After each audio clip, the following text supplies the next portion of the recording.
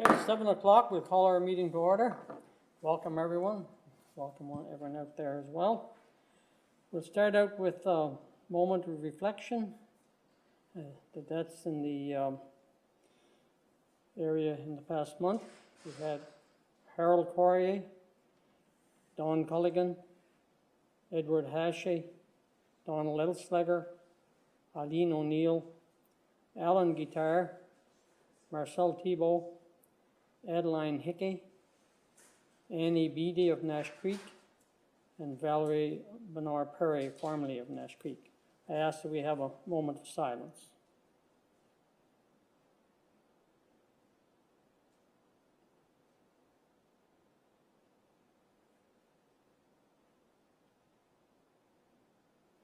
Thank you very much. Okay, next is the agenda. Are there any additions or deletions to the agenda? I have one, Mary Ellen. The first one, the debate issue. I'll keep the other two. Thanks. What's that one? The first one, the debate issue on all candidates debate. Okay. Can remove that one from me. Want to remove that one? Yeah. And I'll keep the other two. Okay. Okay, we can do that. Nick, do you have an addition? Yeah, I'd like to. I think you've all received copies of the motion. I'd like to bring forward as part of the one of the items I already have. Okay. Being the ugly premises site. 1954. Okay. Nothing else?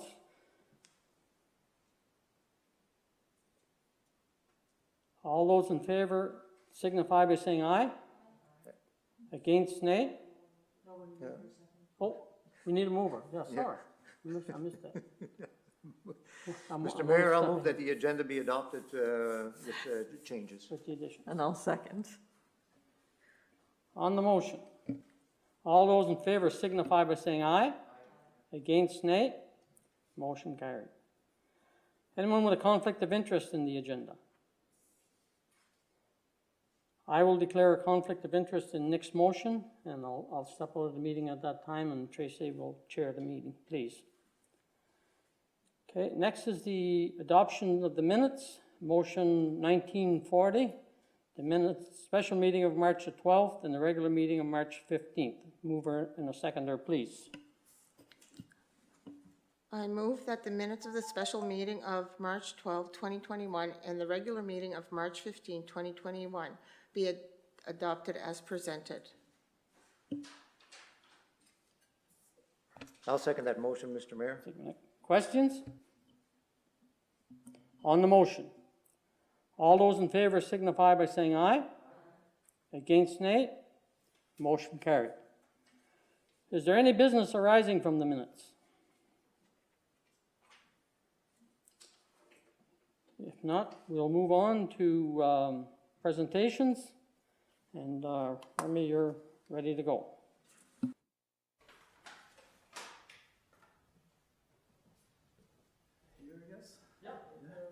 I'm just going to give you this. This is all the copies and the documents that need to be signed for the direction.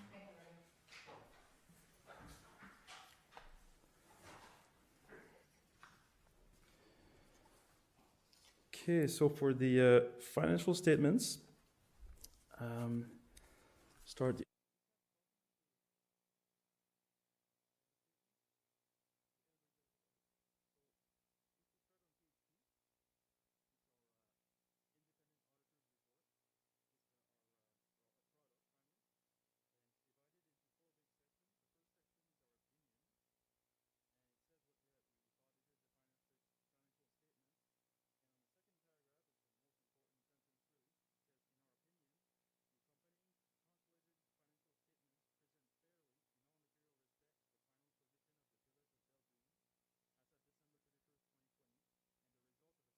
and its cash flows for the year then ended in accordance with Canadian accounting standards for public sector accounting.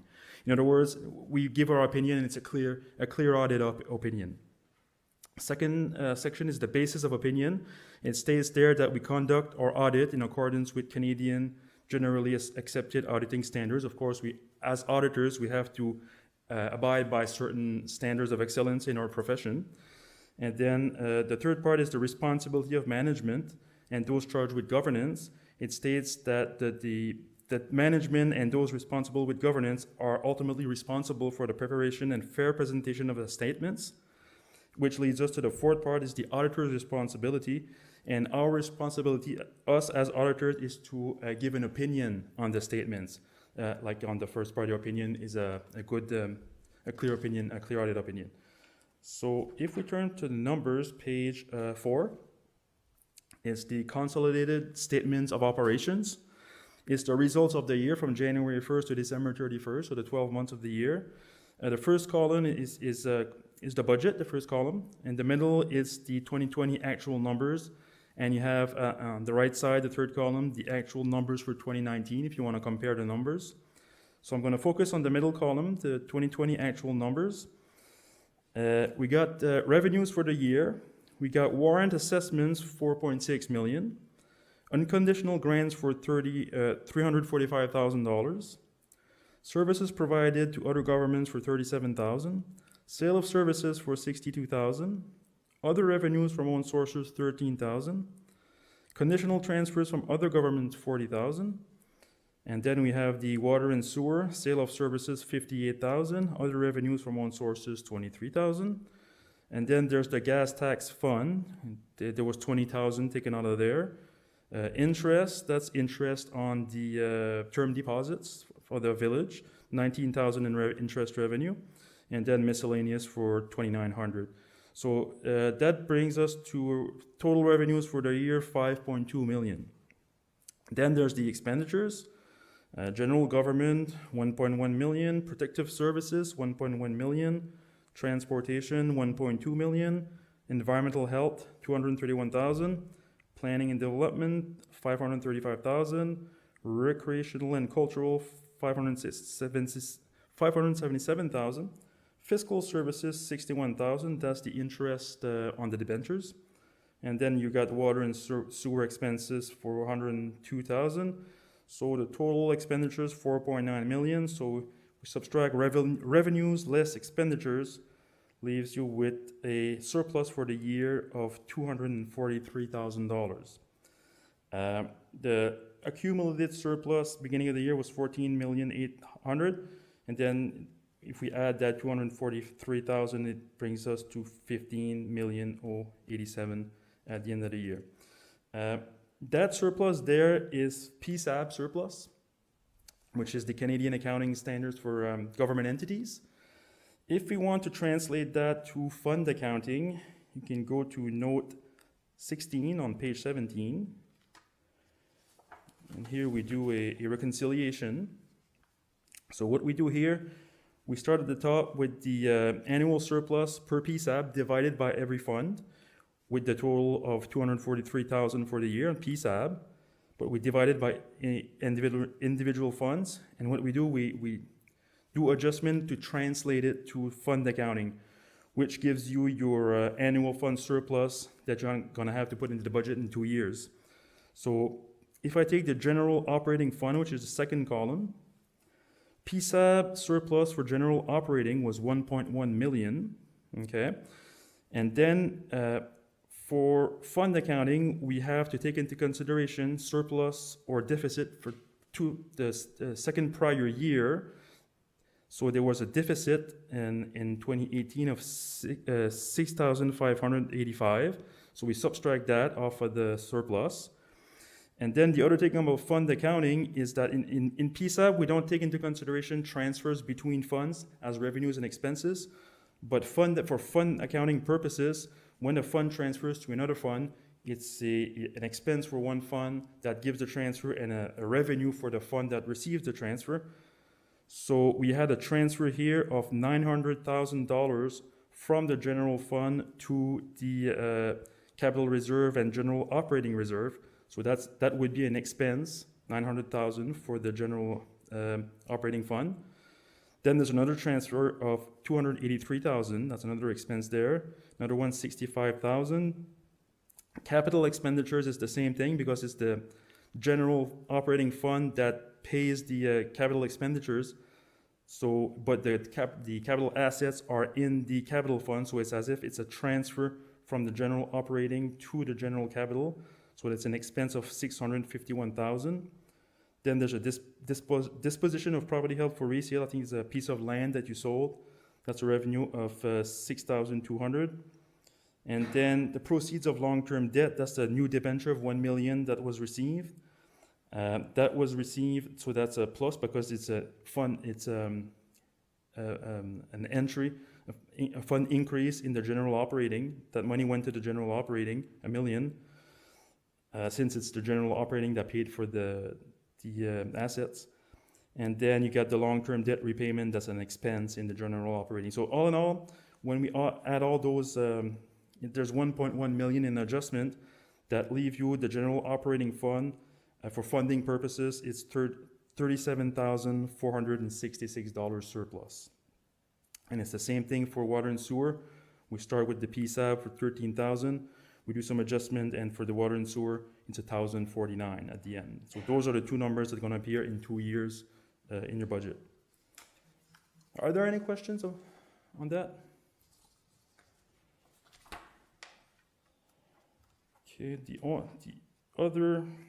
other statement is the important statement, I'd say, is the consolidated statement of financial position in page 5, which is kind of the financial picture of the municipality as at December 31st. So financial assets at December 31st, you had cash and short-term investments. That's the money that was in the bank accounts and term deposits. You have for 3.5 million. Accounts receivable, that's money that's owed to the village, 84,000. Due from the federal government, that was an HST refund that's due at the end of the year, 68,000. So financial assets, 3.7 million. And then there's the liability sides of things, accounts payable and accrued liabilities. Those are the amounts due to suppliers, 181,000. Deferred revenue, that's the gas tax money that was received but hasn't been expensed. There hasn't been a project yet, so the money is just sitting there, 551,000. And then the long-term debt, 2.5 million, those are the debentures. So the liabilities are 3.2 million. So add financial assets less liabilities. In other words, if you were to cash in all the term deposits and receive all receivables and pay off all the debt, would leave you with net assets of 481,659 at the end of the year. And of course, you can add to that the non-financial assets, which are tangible capital assets, all the buildings and roads and whatnot. There's at cost 31 million, and we take a depreciation on that. There's accumulated amortization of 17 million, which gives us a net total of 14 million. There was some property held for resale, 148,000, and prepaid expenses, 72,000.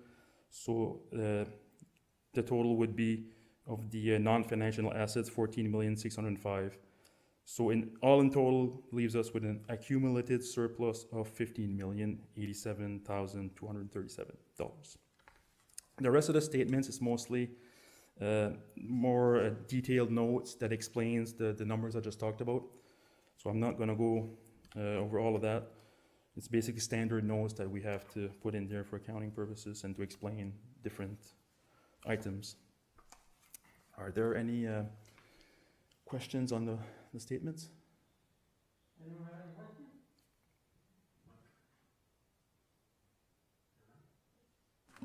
No one with questions? No? I guess not, Remy. No questions? Everybody seems quite satisfied. Thank you very much. Good, good. We appreciate it. Yep, you're welcome. It's my pleasure. Okay. All right.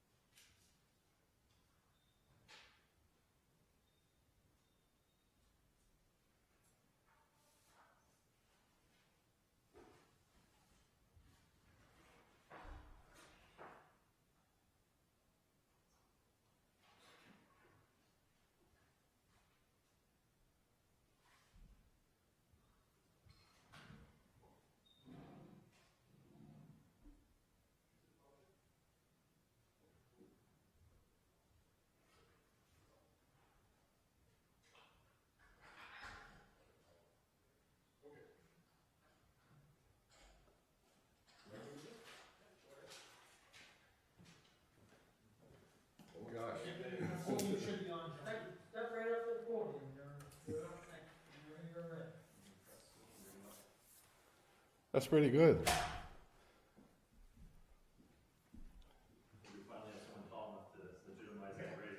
There's actually a holding button there. That's all right. As long as the mic's working there. Yeah. Is it good?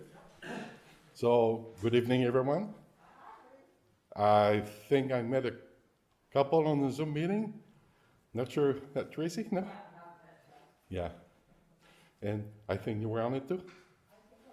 Yeah. That's a while ago, though. Yeah. So, obviously, I am very pleased to be here in Beldoon. And I don't have a formal presentation. I just wanted to make sure that I got the floor and I can come here, face you, and first of all, thank you. Thank you for giving us all the support that you have been providing. I'll say probably, it's been a year now since we first exchanged about buying a land. And we're also in discussion. So what I will do, I will just recap a little bit of who I am, where I come from, and where we are now with the project. And it's been a year, but I've been close to Beldoon before.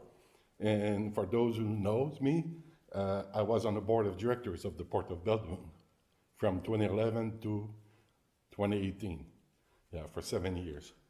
So I knew quite a bit about the labor force because you had quite a bit of business going on in Beldoon and what you lost over the year. So about 7 years ago, I moved from Tragedy to Edmonton and trying to get some gold because everyone going out west to get some golds. But obviously, it was just at the years when everything was falling down. So obviously, we did quite good with my son and I. We had a construction company back in the west. And over a year and a half, we've been working mostly in BC, British Columbia. And because we're doing high-rise building and wood framing, I met this gentleman called Mohammed Ahmed. So they're from India, and they're the owners of AGN. So it's an Indian couple. We've been living in Canada for over 15 years. And I met them in Edmonton. So they were interested in my capacity of managing, but also they were interested in my capacity and my knowledge of construction field. So this is where we are now with AGN. We bought a land here about a year ago in June. And it's been a while since we've been working and trying to get this product, which will be the first factory outside of China. I mean, you have to realize this is the first time we're going out of China with this manufacturing plant. So it's quite obvious that there's a lot of challenge for engineering. There's a lot of challenge for all the electrical equipment. And we are doing that due diligence right now. So this is what took us a little bit more than expected to get where we are now. Oh gosh, I've been in politics before, but I'll tell you, with this, you got a short breath. Yeah, that's crazy. I'd like to take it out, but I can't. So we're coming to Beldoon. So that's want to let you know that it will happen. Okay, it takes time, but we're within a couple weeks of getting everything, like Paul Robichaud used to say. I know I'm looking at Joe because he knows Paul a bit, and he knows he's a conservative. So I'm just playing my politics here. But Paul Robichaud usually says, when the astral are aligned, don't argue, just follow the signs. So Beldoon, why Beldoon? We came to Beldoon because first of all, there's a port, a deep sea port, and these products will be shipped around the world.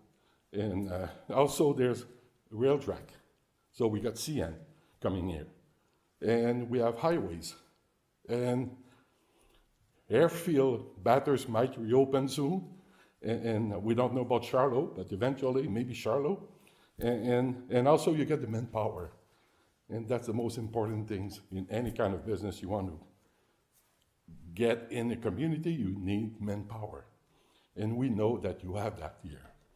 And the job that we will be looking It's not, you don't need a certification degree of any kind to do that kind of work. It's construction work. It's manufacturing. So operating within trainings, operating those machinery and getting those products out. So I don't know if all of you have been on AGN website. Have you been on it? So you had a chance to see what we have, what we manufacture is the wall panel and zero emission. For pollution, nothing. Nothing comes out. Roy Consultant is doing all the engineering and nothing comes out of the chimney. There will be no chimney anyway. So there will be nothing coming out of it. But it's a clean industry. It's a clean product. And we're going to get raw material mostly from the local people here. We need sand, we need cement, and a little bit of ingredient I cannot disclose. But at the end of the day, we are going to employ probably, I'll say 25 to 30 people at first in the shop here in Beldoon on one shift only. And we're looking to get second shift going before Christmas. So first production, timeline, first production will be sometime in October. And I'll say by Christmas, we'll be planning a second shift. We have about 90% of our first year production already sold out. So about 10% in Canada and 90% overseas. This project I've shown, its credibility. It replaced wood. So there's no mold, it's waterproof, it's fireproof, it's structural, 4.5 times structured. So the whole thing is designed to last a long time. So it's good in the cold to keep it warm, and it's good in a warm place and humid to keep it dry and cold. So it does both things. Beside that, yeah, I used to represent the Conservative here in Beldoon in 2008. So I was a little bit thinner and not as much gray, but I did run politics, and I knew there's an election coming. And I know Joe and Paul are going for mayor, and I wish Paul and I wish Joe all the success to campaign. And whoever will come back, there will be a formal presentation sometime in May. And the owners will be coming in Beldoon to do that presentation. But it's coming this way. I don't know. I'm a business consultant. I did managing business plan all my life. I used to be an industrial commissioner, so I know pretty well Dwayne Wood, right here in Beldoon, Chaleur. When I was working in Bouctouche, he was working in Campbellton for the Economic Commission. That's 30 years ago. So, beside that, I'm open to question. I think that's the best thing to do if you have specific question, on the how. But the reason I don't want to make any presentation, we're still on the drafting tables for everything, even the layouts of the building. So it will look pretty good. Yeah, we're looking at 65,000 square feet building. So.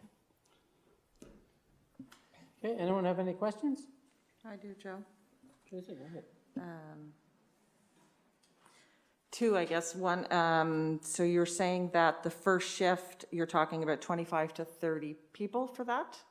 In-house in the shop here, yes. But we do have our policies that we install what we sell. Okay. Because this is not a product you can find at Home Hardware, or I don't want to name any construction company. Okay. But we will train people, they call it installer, and those installer will be based here in Beldoon and will be dispatched wherever we sell product. Okay. If it's overseas, there's obligation, we'll send a trainer team to train those people. So we're going to train trainers to be able to get going. And installer, I'll say probably 70 to 75 people will be needed in the first year. Okay. I guess that leads into my next is, what is the company's policy regarding hiring local? Well, we want to make sure that people show up for work, and living as close as possible to the shop is one condition. Mm-hmm. So that's why we're also looking for housing. How can we improve housing in Beldoon? Because we know that there will be people that will try to relocate themselves. We want to give them these opportunities to come to Beldoon and live here Okay. and be close to work. So physically, what you need is to be able to handle, slight weight materials. And I don't want to disclose every specifics on the job creation, but everything that we can get local will be hired. Okay. Yeah. Okay. And I say everything, everyone. Yeah. I have a question. Go ahead. Okay, yeah, same, I was thinking hiring local, the same, we like to see our people work. The other thing, you say it's a product, is this a wall, it's a panel, It's a wall panel. it's a wall, so like if you build a house, it would be, instead of sheetrock, it would be a wall? You got the wood, you got the insulation, and you got the sheetrock, all in one, So that would be all on the outside, it would be the outside, or inside. or inside? Because there's a fire rating on it, and also a soundproof. Because of the insulation of the styrofoam that is included into the fabrication, there's a soundproof, and our value is at 42. So Okay. our 42 is pretty good for a wall. So you're saying 25 jobs to 30 jobs by this, On the first shift. on the first shift, and then when you put another shift on, it'll be just as many? No, some administration jobs will not be double. So it would be about another 20? Another 20, yeah.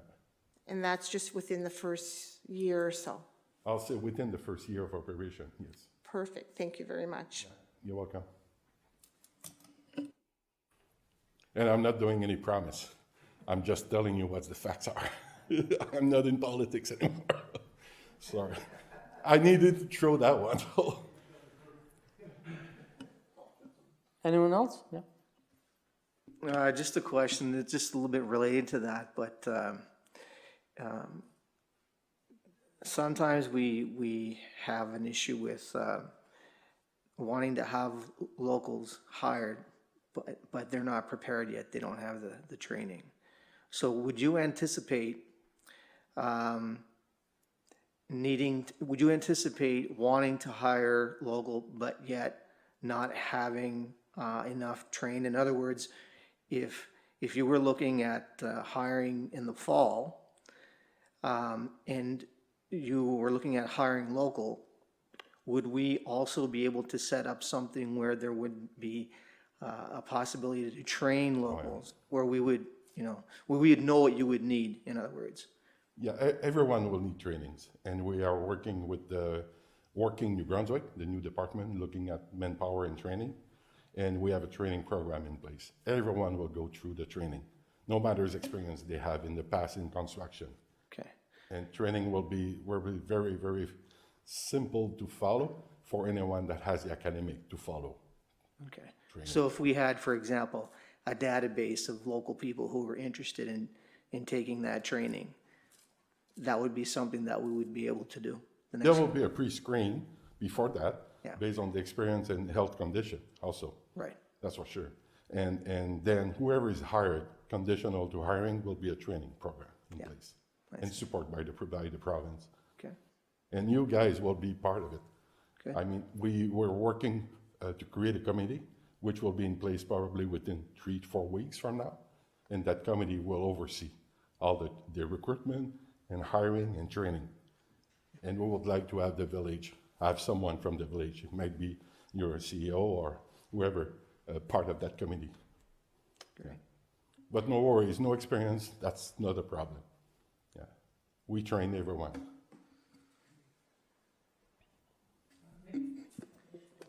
Yeah, okay, thanks for coming and thanks for the presentation. It's very interesting. And just very generally, we as a municipality and as a council, we've invested considerable resources into our growth strategies. And sometimes it takes a while before you see some return, but yours, I think, is exactly the kind of company that we were looking for. And it gives me a great sense of confidence in the future of our community and in the future of the programs that we've established.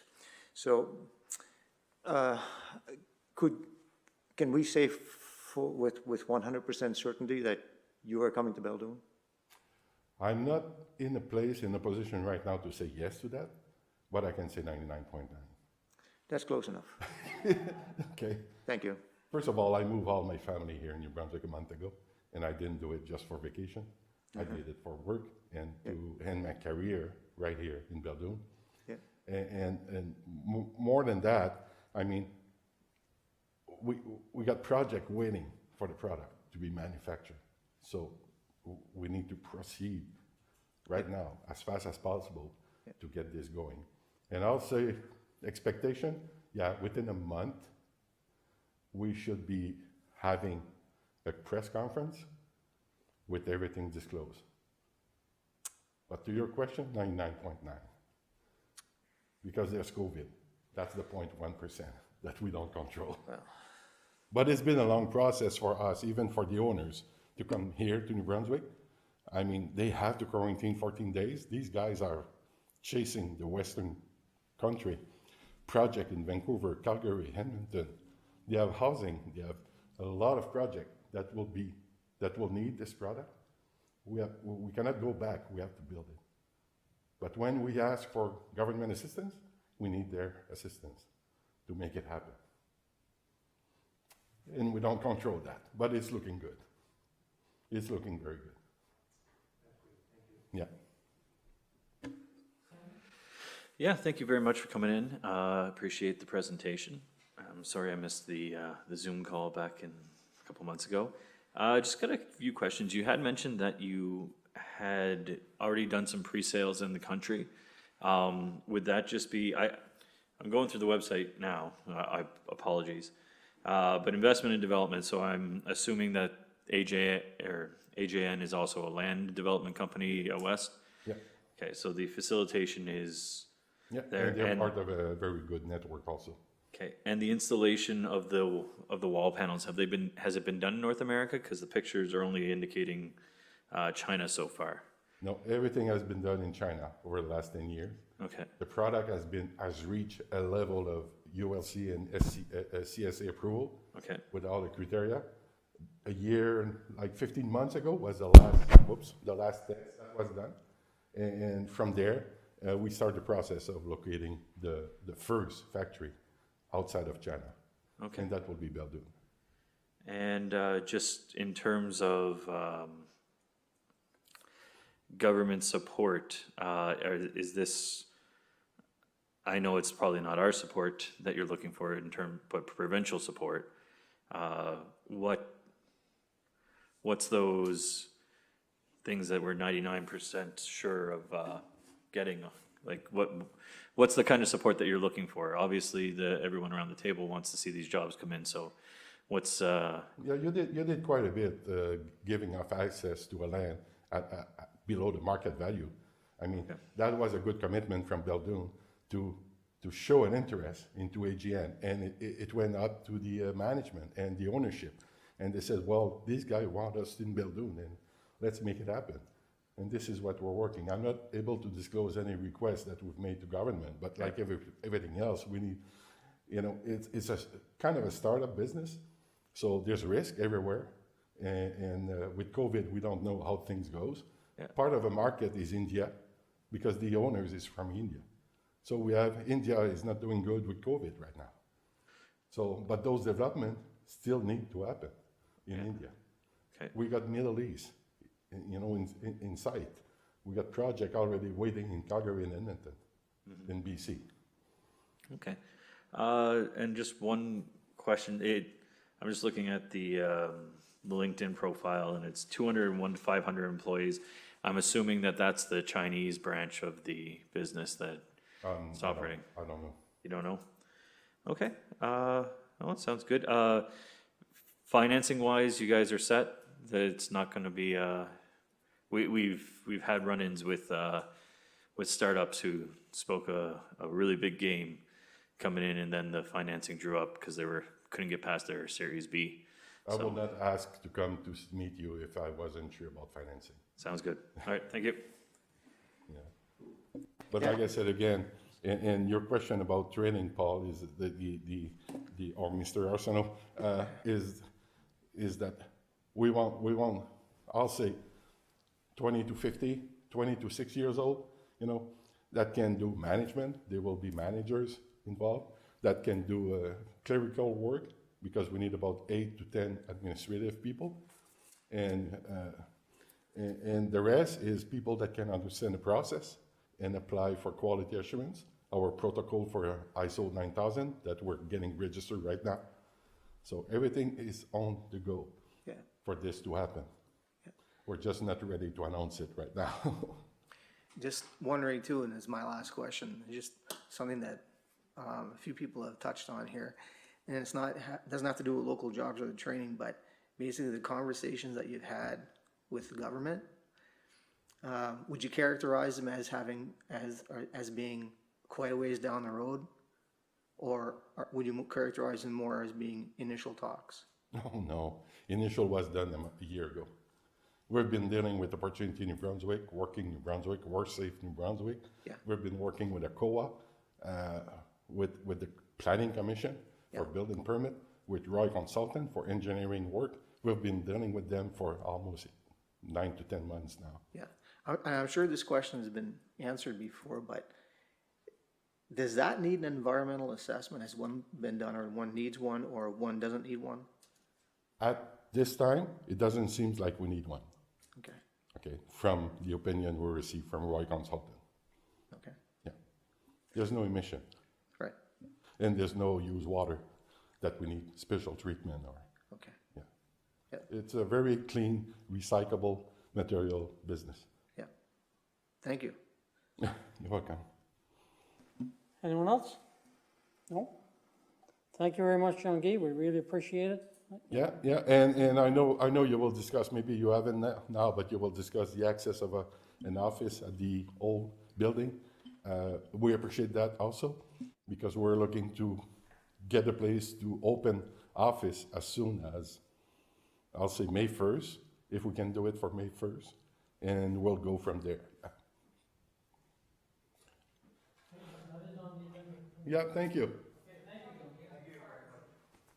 Oh, I just got them. I'll leave them here. And it's Jean Dubé, but I'm not the one from Campbellton running at the Dieppe municipal election. So I got a bunch here. It's my own phone number. So I'll keep one for me. In case I drive too fast, I'll show that to you. Appreciate that. Thank you. Okay, we'll move on to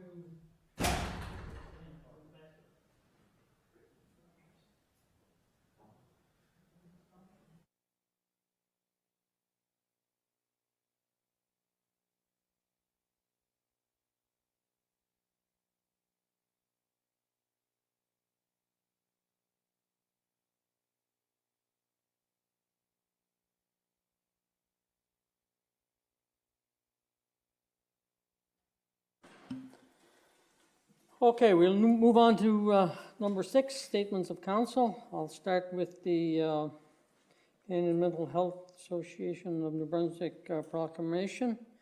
If you would read that for us, Brenda, please.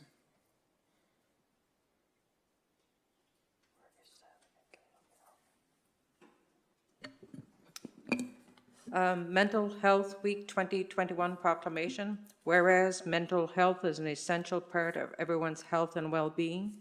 Whereas Mental Health Week has been hosted by the Canadian Mental Health Association in communities across Canada for 70 years. Whereas all people in Canada need to promote, protect, and nurture their mental health. And whereas promoting social connection is an important aspect of human life and an effective way to protect mental health. Whereas in these days of COVID-19 pandemic, our community members may be experiencing further difficulties maintaining their mental health. And whereas in these days of social distancing, we as a community are experiencing great challenges to maintain our social connections. And whereas the municipality of Beldoon has a responsibility to promote mental health, particularly at a time of increased social distancing and social isolation. Now therefore be it resolved that Beldoon hereby proclaims the week of May 3rd to 9th, 2021 as CMHA Mental Health Week. I encourage all citizens to join me in underlining the importance of social connection for mental health, and Mayor Joe Noel, Village of Beldoon. So hereby proclaim. Thank you, Brenda. Okay. we'll move on to Councillor Arson. Thank you. The first one that I had tonight was dealing with the summer student program. And I put it on the agenda because we talked about it last month, but it never got on the air because we had technical difficulties.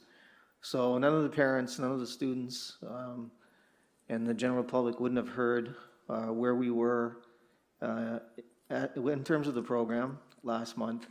And there were some important aspects that were mentioned last month in terms of how much money was left.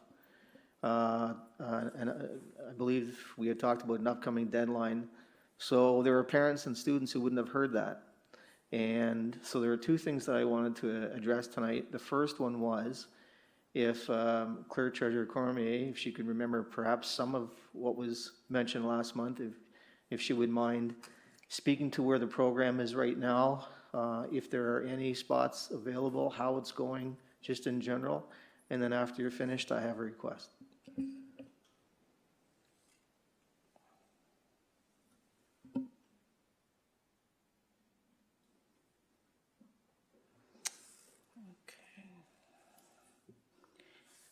Okay, on the report, I had presented a committee of whole to council regarding the student subsidy program. The budget this year was $30,000. At the time when this was presented, we had actually 5 businesses had applied. We had received one the day of the committee of whole, and some were seeking 1 student and some were seeking 2 students. But as I reviewed and put them through the spreadsheet that I do, we would be able to give 1 student to each of those 5 businesses, 1 being a nonprofit and 4 being for-profit. And with that, there would be a balance to employ 1 more student onto that program. As for and we had been putting this out in the newsletter since January to try to get businesses to apply. I had mailed out 25 packages initially. Again, now we had only received 5 applicants back. We put it out again in the April newsletter to actually give them a deadline of April the 30th to apply for the businesses, so that if we didn't get any other business apply, at least we could somehow approve maybe 1 more additional student for 1 of those businesses that were looking for 2. So that's kind of where we stood with the budget and where we were with applicants. And I did mail out the 5 that applied today to advise them that they each had 1 student had been approved under the program. So those got mailed out to those 5 businesses, and that'll be the 1 nonprofit and the for-profit businesses. So that's where we stand. Yep. Okay, and the request I had to deal with a request that was given to me by a student, and I directed that student to Clerk Treasurer Cormier. And what the student had asked me was,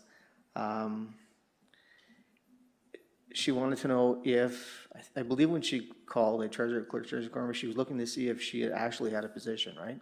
Would I be correct in saying that? I don't know if we're talking about the same student, but I did get a call this week from 1 student. She had wanted to know if her resume was here, which it was. I confirmed that with the admin assistant, Nicole Carrier, who makes that list up. And she had asked me when we could expect to have a student hired.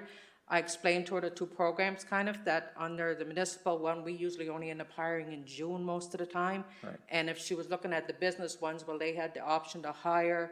Once we gave them the approval, they had the option to hire whenever they wanted to. Okay. And I kind of urged her as well to, with her application here, also send some applications into the local businesses, or go see them and put her application in there as well. Okay. And then I called, I had a conversation with Lana, and I said, well, one of the things that the student pointed out to me, actually, wasn't me, but the student pointed out to me was that if she was in a position where she felt that she wasn't sure if she was going to be working in June for the village. So that meant between now and June, she would probably have to apply to other places. And what she was afraid of was accepting a job somewhere else in the meantime, say in Dalhousie, then getting notice that in June that she had a job here, which would mean that she would have to quit. And it's not a great way to start off your career, to have to quit someplace in order to take a job someplace else, and it probably jeopardizes your place in that business at some point later on if you need them. So what I'm asking is there any way that we could, if we had a student placed, could we perhaps maybe move it up to May where we could notify them so that they might then know where they're going to be for the summertime and not start applying to places and accepting jobs? Because that's not a habit you want to get into. So is that possible? Could we do that?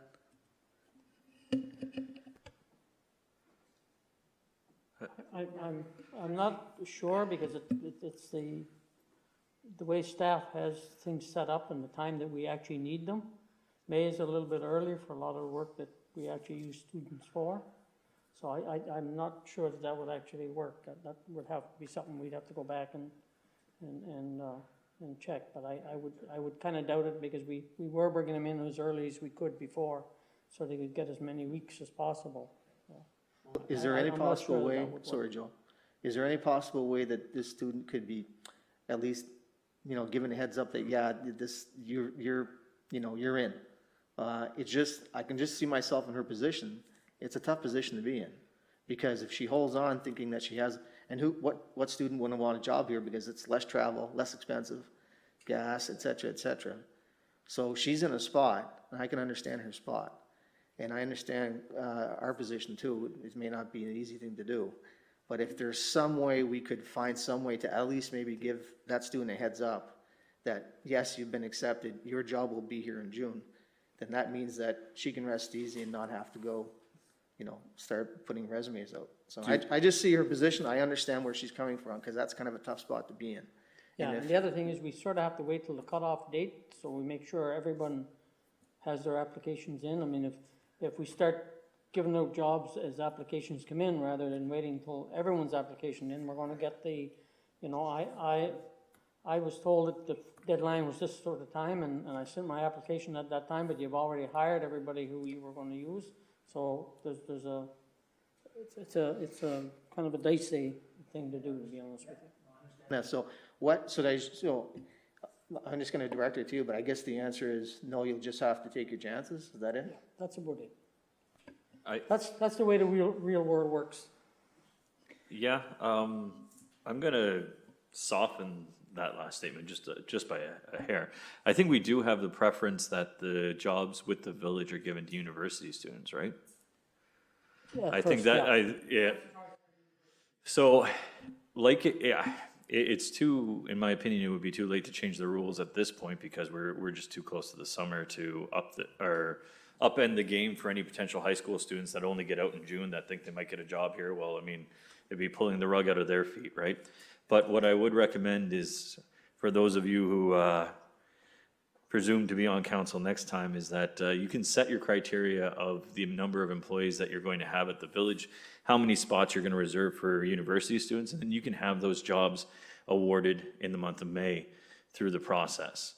Now, I will echo what Mayor Noel said for a little bit, not that I'm without sympathy for the situation, but the real world doesn't give you the preference of job selection anymore.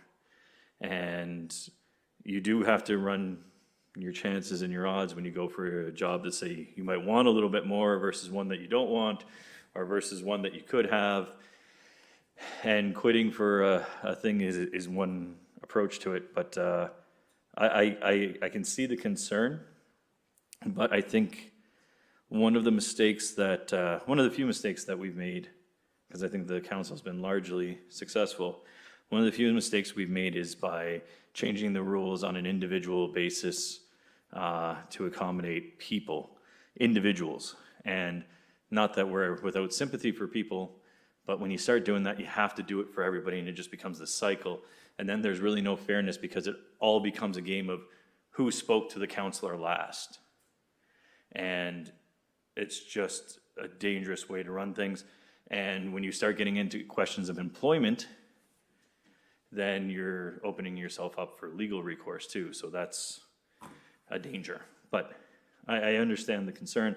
I would recommend that next year you guys just assign so many spots for university students and you hire those positions do your interviews late April, and then award the positions in May to start in June. That all sounds fine to me. I would say though, Mayor Noel, like to say like that's the way the rule works, that's a little bit rough there. I would say. But anyway, I understand what you're saying, but, you know, And we can change the criteria, no problem at all, but it has to be changed early in the year so everybody's using the same criteria and everybody knows what the rules and regulations are. Okay. so the second one was, there were a couple of incidents lately, two that I know of, there may be more, I'm not sure, concerning local players, local hockey players, and local clinics. And I believe I'm using the proper term when I say clinics. The first one seemed to get resolved, and I think it had been resolved by simply requesting. I think Daryl and Landon, if I'm correct, you can correct me if I'm wrong, but I think there was a request made to whoever was organizing that the young hockey player that was involved be allowed to take part in the camp, and he was, and it was resolved. Then another one arose last week with a girl, a female hockey player in the village, and sort of the same evolution where she realized, I think the mom realized, Keisha realized that there was a camp that was coming up, and tried to get her daughter in the camp. But this time, it didn't work out. The request was made, and whoever was organizing either said no. I can't speak to exactly how it was, but my conversation with Daryl was that the request was made and denied. That the roster was set, and that's how it was set. And so, had a conversation with Landon and spoke to it and thought, you know, these clinics come up to Beldoon because of cheap ice. That's 90% of why they're here. There may be some other reasons, but that's basically, we know that. So to me, we're not asking for 100 kids to join their camp. If someone's coming up here to do a camp, and just to digress for a second, I think in the August camp, place has been set aside for them for local kids, right? I don't know if it's at the same time. That's a camp, yeah. So, perfect, right? I mean, if the local kids want to play, they get a chance to play. That's the way it should be done. But there should be an opportunity. I'm not trying to say, I mean, I talked to Landon about this, he said, Paul, we can't institutionalize that. And I'm not really looking forward to do that, but just to say, we don't have 100 kids here looking to get into camp. If someone's asking for our ice time, we should be able to say, listen, we only have one kid who needs a spot here. You know, and the automatic response should be, yeah, sure, no problem. Why this person didn't give that response, I'm not sure, but that's not the proper response. When you're being allowed to come up and use our cheap ice time, and we're asking you to take one player, and you say, no, I'm not going to, that's the wrong answer. So I'm just saying, I don't know how we do this in the future. The August camp has that already straightened out. But if a local kid wants to get into a clinic, that kid should be in the clinic, as far as I'm concerned. And that's not an unreasonable request. Yeah, and I think we'll let Landon speak to that, but I think in the conversation that I've had, it's not a big deal. If they know that up front, when they're going to rent the ice, if they know that, look, we may have a couple of students or a couple of kids that want to play from Beldoon, they can incorporate them then. The problem that happened the last time in the second situation was that the roster was already done and all those kids were already told, yeah, this is your spot. So they would have had to move someone out of a spot in order to do it. So, Well, but I don't think it's going to be a big deal to incorporate that. But I'll let Landon speak to that as well. just before Landon gets into the details of the actual contract, I mean, I think there's a question of principle here. The Moose Camp in the late summer, early fall, that's a camp, right? It's not exclusionary by nature. There can be some kind of selection criteria, but they're not a team that's going to play. What's coming in and what has been coming in the form of the Beldoon Storm for the past 12 years or so, is a summer hockey league. That's a team sport. Ultimately, it boils down, they're allowed to set their team. They're a private entity who is going to select a team. Now, do they come up here for cheap ice? Yeah, they come up here for cheap ice. They come up here just for ice too, because everybody else pulls out their ice at the beginning or before the end of this month. So, I mean, that's another factor to ease in, but at a certain degree, you have to ask yourself how far are you willing to step into someone who's making a private purchase of your resources. I feel, as someone who's been cut from many hockey teams, I feel for the person. But in the sense that it is a summer hockey league, it's meant to be competitive. If you set a team, it's kind of hard just to thumbnail someone in. I get where they're coming from. I think if there's a selection camp prior to, that's where we step in and say, we have some local players, they at least get to go into the selection camp or the ID process. That would be where I think the most we could try to throw our weight around. But if you start picking teams for incoming groups, then you just won't have incoming groups anymore. And I was just gonna, actually, if you don't mind, I'm just gonna kind of jump on the tail end of what Sandon was saying. I just had a couple of, I don't know if it's questions or statements, but one, we don't know what the circumstances, or at least I don't know what the circumstances were, why the child wasn't allowed. Was there a deadline that was missed? If there's a deadline, there's a deadline. But secondly, and this goes to what Sandon says as well, our ice might be cheaper, and they do come up. Whatever reason they come here, they rent our facility. They rent it to the point that they pay all of the bills. So for all intents and purposes, the arena is theirs while it's going on. And I don't know that we can dictate who they can include in their choices. It would be the same if someone was having a private event at the rec center. We can't tell them who to invite. They're paying us. So while I feel for the children who might not be included, it really has to happen before the process so we can say to them, can we have a few slots for some children in our area that want to be included? But for doing it now, again, I don't know the circumstances around it, but that's innately where I come from when I'm looking at this situation. So that's it for me. Okay, just one last, okay, both good points, and I think that is sort of where maybe we have to go at this. First of all, I think there may be some confusion in the community as to the difference between a camp and a team. So maybe we might have to get that information out there so that parents know the difference. So if it's a team, right? If it's a team, it's pretty hard to ask a team to come up and say, we want to make a spot for.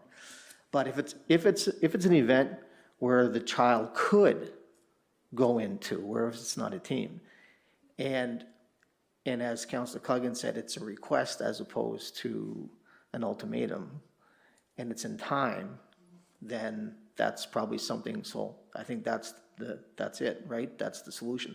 But the parent may not have even known the difference, because I think she probably thought it was the same situation as the young lad, right? And they would seem to be two different situations. So maybe sort of educating people as to what the difference between the two are, and where you may expect to have your child included in this event, and where, no, this is a team, they have the roster set. You're not, they've rented the ice for the team, and that's the team that they're gonna go with. So maybe that will go a long way to avoid having these recur over and over again. That's my thought anyway. A lot of good points here, and I agree to them.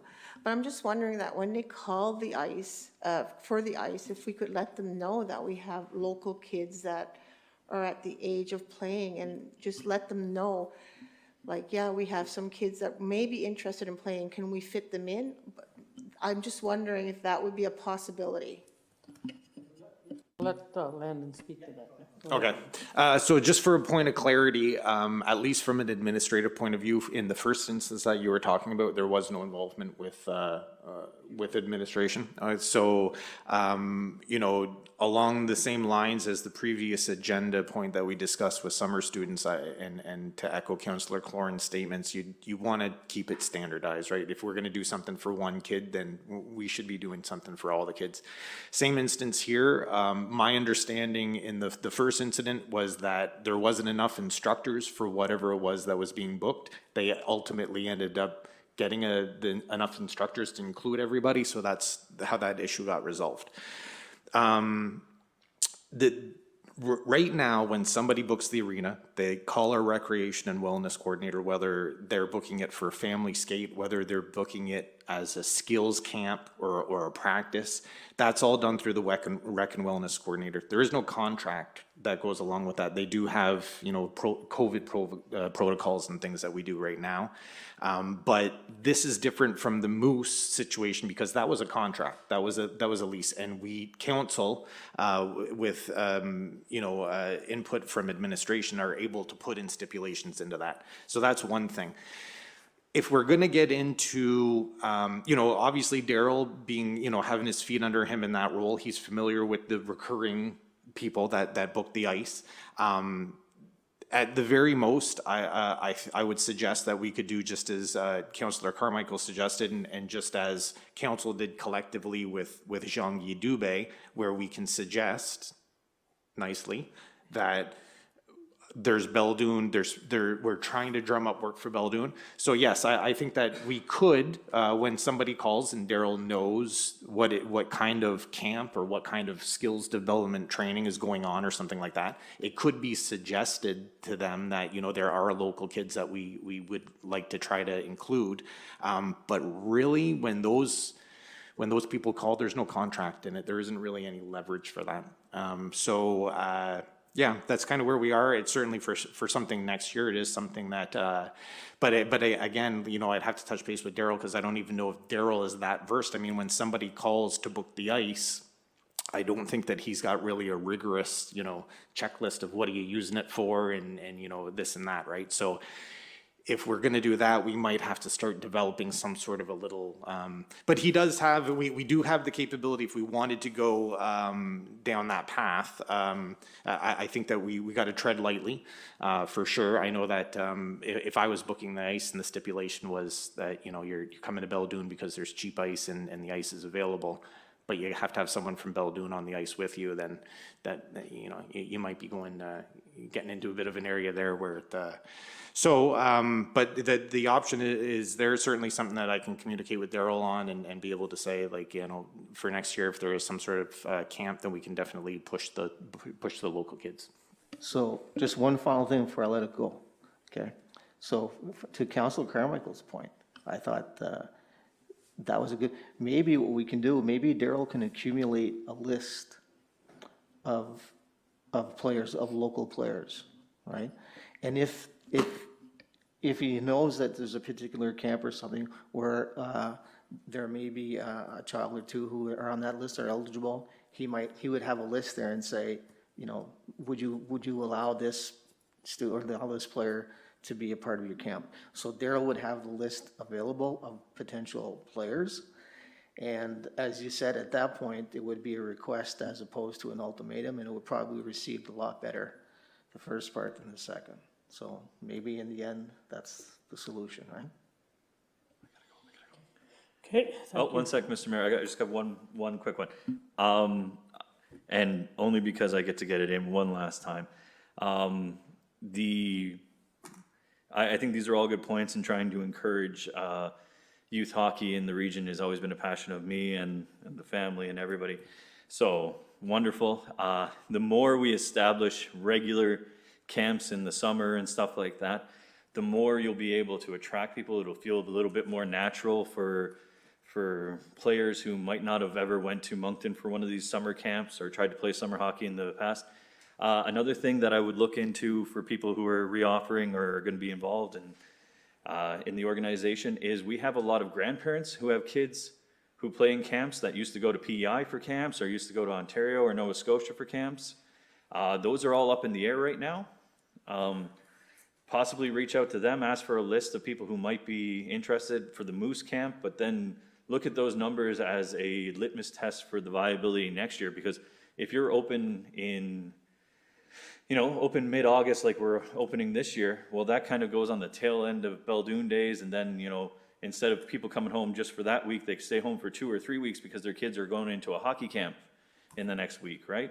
So these are all really good things to start bringing some young people back into the community, and hopefully, some of it sticks. But I really wish we had 2 years of this under our belt. Okay, thank you, Sam. Is that it, Paul? Yep. Councillor Davenport. Thank you, Mr. Mayor, and as time is as time is winding down on this council, I think it's always good to have a period of reflection, and it's always good, I think, to also spend a little time championing the things that we were successful at, but that's not my objective tonight, and I'm not really good at that anyway, but I'm certainly aware of some of the things that I wouldn't necessarily call them failures, but they've been struggles, and it's been extremely frustrating that we were not able to achieve any measure of success, really. So I'll try to run through the list relatively quickly. The first one being trucking on Route 134. How many times we've been around that loop? And I remember quite distinctly, because most of the trucks are pulp-oriented trucks, pulp or lumber, and I remember quite distinctly, it was probably 2 years ago, that we received a commitment from Schuller Sawmills that basically said, we'll tell all of our suppliers, you want to deal with us, use the Turgeon Road. And it worked for about 3.5 weeks. And before long, you see the trucks creeping back. And last summer, I'm not sure how many times you see these throngs of bicycles, because Route 134 should be a safe venue for bicycles. And then you see these great big pulp trucks who just decide that they want to chip 4 kilometers off the road by compromising safety and not using or avoiding the road that was actually made for them. And now we're looking at, well, maybe our only option left is to reduce the speed limit. That's been a real disappointment, and it kind of tells me that, we're not in charge of our own destiny on things like that at all. And I hope that at some point we can do something, and we should be reminding Schuller Sawmill again that what happened with the instructions to your suppliers, that if they want to do business with you, come in and leave through the Turgeon Road. So that would be the first thing. And the second one, Mr. Mayor, I guess this is where you want to step out.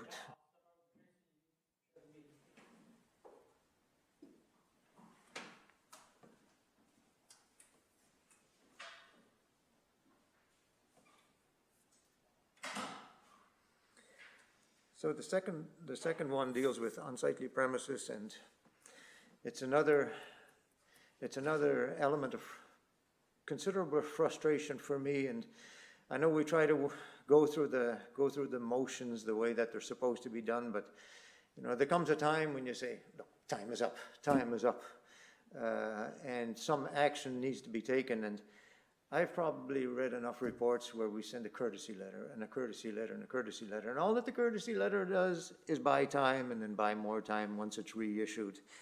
And when my constituents call me especially about a specific property, and you say nothing has been done, and nothing has been done over a couple of years, and other jurisdictions are able to settle these issues as quickly as possible. So I just said, okay, I'm going to put something on paper here.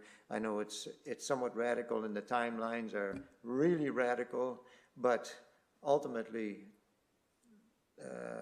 we shouldn't even be talking about this at this point, because it should have been addressed already. So, and yes, I was cranky when I wrote this, and I'm entitled to that as much as anybody else. So I'll just read the motion as I've written it, and I don't think it compromises the integrity of the municipality, but it's intended to send a message. And so I move that the following resolution regarding civic number 3191 Main Street be adopted and as presented. And it would require a seconder, but should I read the resolution first, Clerk Cormier? Okay, thank you. Whereas the neighbors to the number 3191 Main Street property have for the past few years been asking me if something can be done about that mess, and whereas a fire on the property last year created considerable anxiety among neighbors, and whereas no renovations whatsoever have been made to the dwelling in recent years, and whereas the owner is not a permanent resident, but during his seasonal stay does not live at the address, therefore I resolve that the village give the owner 1 month from today to conclude renovations, and in default, the village takes measures to have the dwelling demolished and all debris removed within the following month, such that all actions are concluded by June 19th, 2021. And be it further resolved that if such actions by the village are deemed to be legally indefensible, the first motion be considered null and void. Okay, moved by Nick. Anyone second? I'll second. Seconded by Sandon. Any discussion? Paul? Yeah, I'll start. I'm not sure, like, why do these issues concerning unsightly premises continue on and on and on and on without any resolution? I understand. I know there's a process. I know a lot of times there's some stalling tactics. That does not excuse the inaction by whoever is the governing body, and I can only assume it's the RSC, the Service Commission, because that's what I've been told.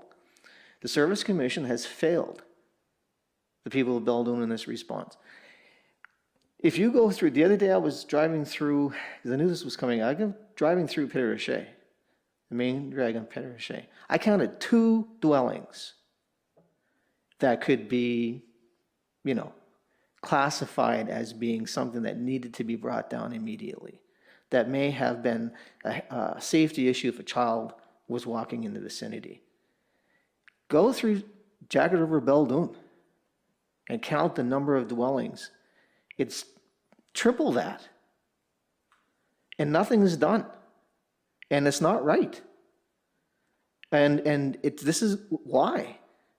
I mean, why can't we get some action on this? It's just, there's no excuse for it.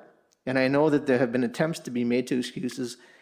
No, this is a failure on the part of the Service Commission. And if anybody can defend what's been happening in terms of their oversight of these issues, then I would like to hear it, because I can't see one. Go through Charlotte. Count how many dwellings you would say need to be brought down. They don't do it. They're brought down. I've been told by people in the municipality who have worked for the municipality and who have been on council and say, we bring them down. And we can't say that here. And it's wrong, because it forces the kind of motion that Councillor Dive is bringing forth, that he has to do this, is wrong.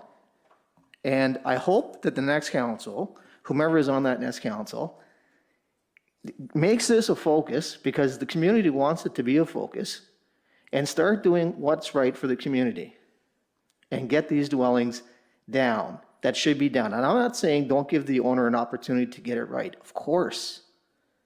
But to do it over and over and over and over again, where same dwellings go through 2 or 3 councils and it's still not fixed up, still not brought down, it's wrong. So, yeah, I can understand why you would do that. I can understand your frustration.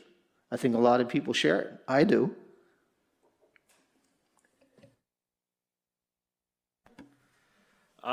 Yeah, I think of all the things that can frustrate you, like being the only person on council that gets a green backdrop, and I'm only realizing that now, makes me look really white. Just making it a little bit light, but honestly, it is frustrating to see the number of properties that have gone into dilapidated states in Beldoon. It's not good for the property values of someone who just sold their house. It doesn't help. But what I would say is that the RSC in my experience, has never been one to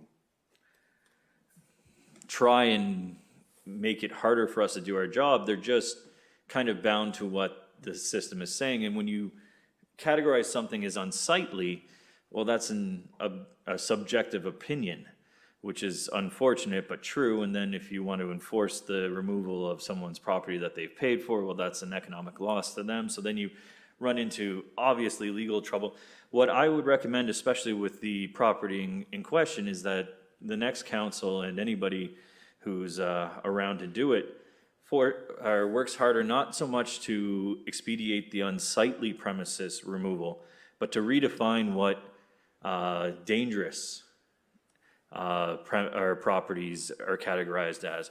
Because that property that in question, although very much unsightly to most, could be viewed as perfectly fine to some, or in particular the owner, and where it might not pose a structural threat to someone just walking by, what it is a tinderbox.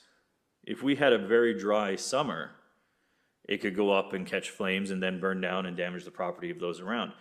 But as it's defined right now, that's not a viable danger to around. So I would say that that's the path forward, is to try to broaden that scope of what's considered a dangerous premises. But there's a lot of protection for property owners, and that's not a bad thing in general practice. This is an example of where that kind of goes askew. And so we've had the conversation all night. It's how do you set a precedent that's fair to everyone and that doesn't allow corruption or abuse of the system. This is a situation where it's abuse of the system. So how do you clean that up and it's still fair to everybody who maybe, is living in their house, but, has a hard time maintaining it. So I would just say that that's probably the right avenue to pursue.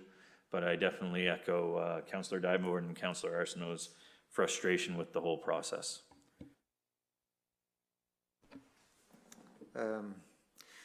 Just a point of clarification, and I would never bring forward a proposal on a dwelling that was actually occupied. I don't care in what shape it was, because those people, and they do exist as well, often refer to, call it what you like, but they're castle, and so it's not up to me or anybody else to call it anything differently. As long as somebody's living in it, it's a whole different story. The only thing I know for sure about this particular one is that it's a dwelling for vermin, if you go there at the right time, you can probably see the raccoons peeking out of the eaves. At least that was the case a couple of years ago.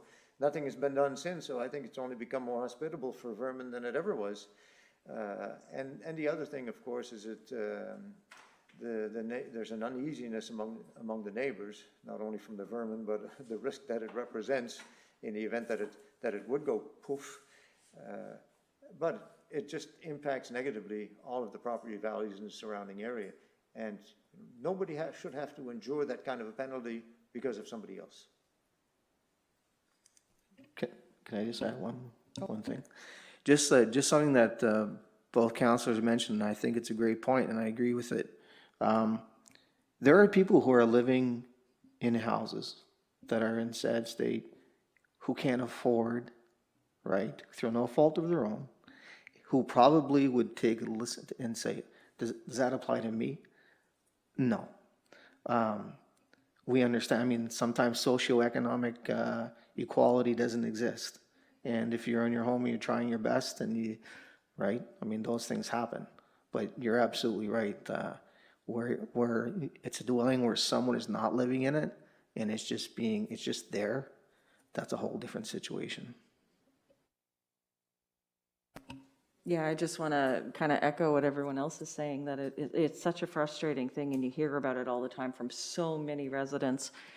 And I like the idea of what Sandon said about, the unsightly and dangerous bylaw. It has no teeth.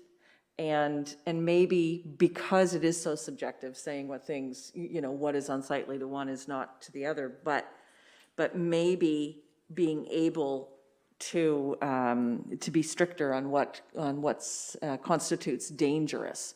Maybe that would give us the teeth. I don't know if that's something, you know, is the definition, is it defined by the RSC? Is it defined by the municipality? I don't know that. So it could be something that we could check into and see if that gives us any kind of power to be able to do something like that. Sure, and I can touch on it. I'm certainly not here to defend the Regional Service Commission. They're well aware of this has been a priority of council. We've had lots of communication on it. To reiterate really what you've all said, that's exactly it. From their perspective, unsightly is subjective. Dangerous for them is more structural. And to your point about this location, it being a tinderbox, that's not structural, that's right. So that I certainly think that the conversations could be had there. Again, not to defend the RSC, but I do know that they've gone through a transition. The planning director is not there anymore. They are using a planning director from another service commission because unfortunately they couldn't fill the role. Mr. Bouffard is retired now. I would suggest that there would be ample opportunity for the next council coming in when they either have a new planning director in place or if they're going to introduce their temporary one, it would be an opportunity to sort of get the information across. That is something that in the community we're looking to address. But yeah, no, absolutely. I think that they're the governing authority on it. They're their authoritative document would come from them. So I certainly think that it's at least worth having a conversation on being able to tighten up the parameters around what they can enforce. Okay, thanks. And I'm just going to say one more thing, and you guys all brought up people who live in their homes, and you're talking about homes that have been abandoned and that sort of thing. And I agree that through no fault of their own, people, they can't afford to do upgrades or that sort of thing to their houses, and I am not judging by any way, shape, or form. However, there are properties that people are not, picking up after themselves. That's not a monetary issue. That's just cleaning up after yourselves. And we have a problem with that in this village as well, and that's something that people can do. They don't need money to go pick up the garbage on their front lawn. So, anyway, that's where I'm gonna end it.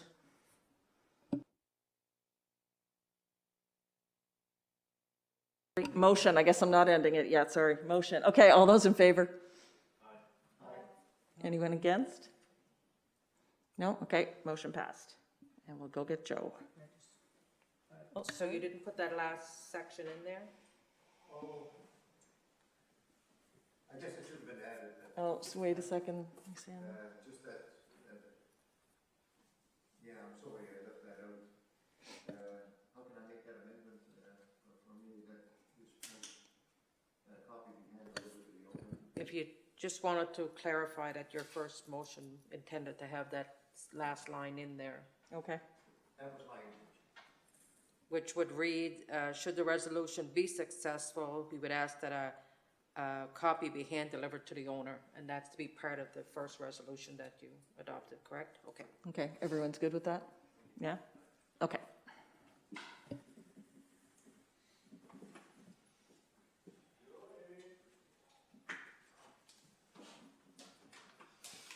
Okay, that'll take care of that one.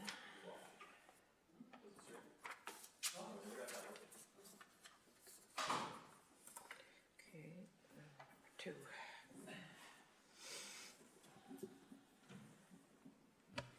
Okay, so I'll continue and be a little more brief from here on in. One of the issues that I think we missed a boat on, and not just us, I think every municipal council on the North Shore was when we saw Maritime Iron slipping away, and I think they'd invested considerable amount of sweat equity in bringing their project to Beldoon. And when it didn't happen, I was never content with the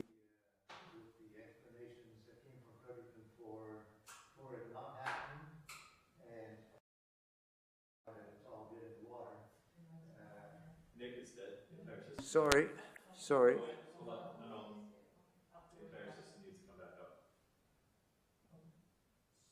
thought oh, I did put it on, but.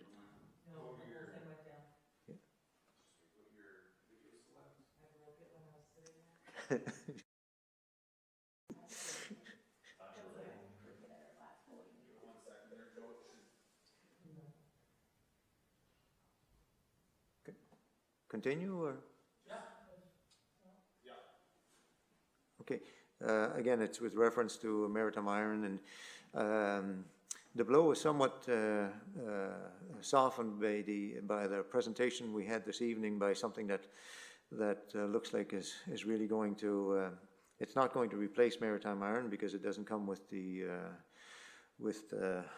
number of positions. Yet it's probably a good first step, but I'll always have some level of I'm not sure resentment's the right word, but concern that our expression of disappointment was never stronger. And again, I want to make sure that that's not just a criticism of this council or anybody in particular. I think it's every municipality on the North Shore that probably should have been a little bit more vocal in its support of maritime iron, and in its expression of disappointment when ultimately the project, it was determined that the project would likely never see legs. The fourth one is, oh, sorry. I just want to, ahead of Nick and I's departure, and certain departure, and on that topic, tonight we got a presentation from a company who seems to be a little bit further along in the process. I think their capital investment, or their CapEx, is less than obviously the intricacies of maritime iron. Maritime iron was never close. They were never close. They didn't have the money to build the plant, they didn't have the product, and they didn't have, all they had was the license to use the design from a South Korean company. They were never close. There's a lot of enthusiasm behind them, but that's not important. It's not important that they weren't ever close. We need many of those going on at the same time, because that's how venture works. You can't just have all your eggs in one basket. You can't just have all of our eggs in the basket that is the power plant, the smelter, the sawmill anymore. You need to be chasing down multiple avenues all at once. And as I shared the disappointment, because we didn't get a mega project like maritime iron, which would have obviously softened the blow of losing the smelter, which we still really haven't felt because of the CERB and because of COVID, it's important to realize that, and I hope the voters realize it too, it's a kind of a 1 in 20 game, right? It's not everything's going to hit. Not everything's going to stick, but you got to keep going, and you're looking for multiples. So encourage as many people as you can, as many businesses as you can, to choose Beldoon, to at least try, and then you'll get some. But yeah, I don't think we need to hang our heads too forlornly about the untimely passing of maritime iron. There really wasn't a whole lot we could do.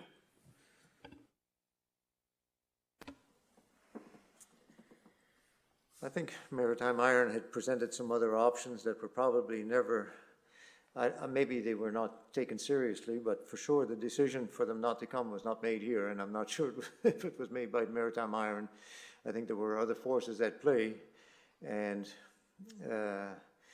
we did kind of let it slip away. And yet, after all of that, I feel that because of some of the things that have happened in the last year, exclusive of the closure of Glencore, I'm still pretty darn optimistic about our future, and I see good growth on the higher horizon. I think we're seeing population growth, as we'll come across again in a few minutes when CAO Lee makes his presentation. So the fourth issue on the list was the property on Jagged River Drive, which remains vacant, and it looks like it's been not a whole lot more than a dumping ground for, seems like asphalt. a very valuable piece of property in a very prime location in the municipality. I'm not going to dwell on this a whole lot, but for sure 5 years ago when I ran for council, it was one of my objectives, is to have something in place there. And I'm sure the wheels are turning in CAO Lee's head that that's not going to sit undeveloped for a whole lot longer. And so I'm just going to leave it at that and feel rather optimistic that something will be there sooner rather than later. And finally, the last thing is the roadside cleanup program, and it was something that I've done at least for the last 5 years. And I'm not in a position this year where I'll be actually able to participate physically with the cleanup because of a job that I've taken on for the summer. But if council wants, I can still do all of the organization to get the groups arranged and establish a date. I'm almost worried that I might even still be on council by the time the program or by the time the actual cleanup date goes, because for reasons I can't quite comprehend, the results of local elections will not be known here until they're known all over the place, which for me makes no sense at all. And I had measured the gas left in my tank so that I could make it to May, and then perhaps cruise out after that. And now I've got to go into rationing the little bit that's left again.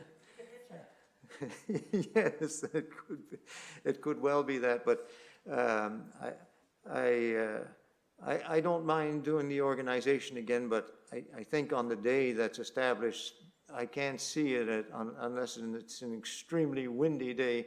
I can't see that I'd be able to help with the actual cleanup, but I agree it needs to be done, and I guess some inquiries have been made, and I'd be willing to do it again. And if we could make sure that notification goes out in the messenger at the end of this month, that all interested groups should get in touch with me.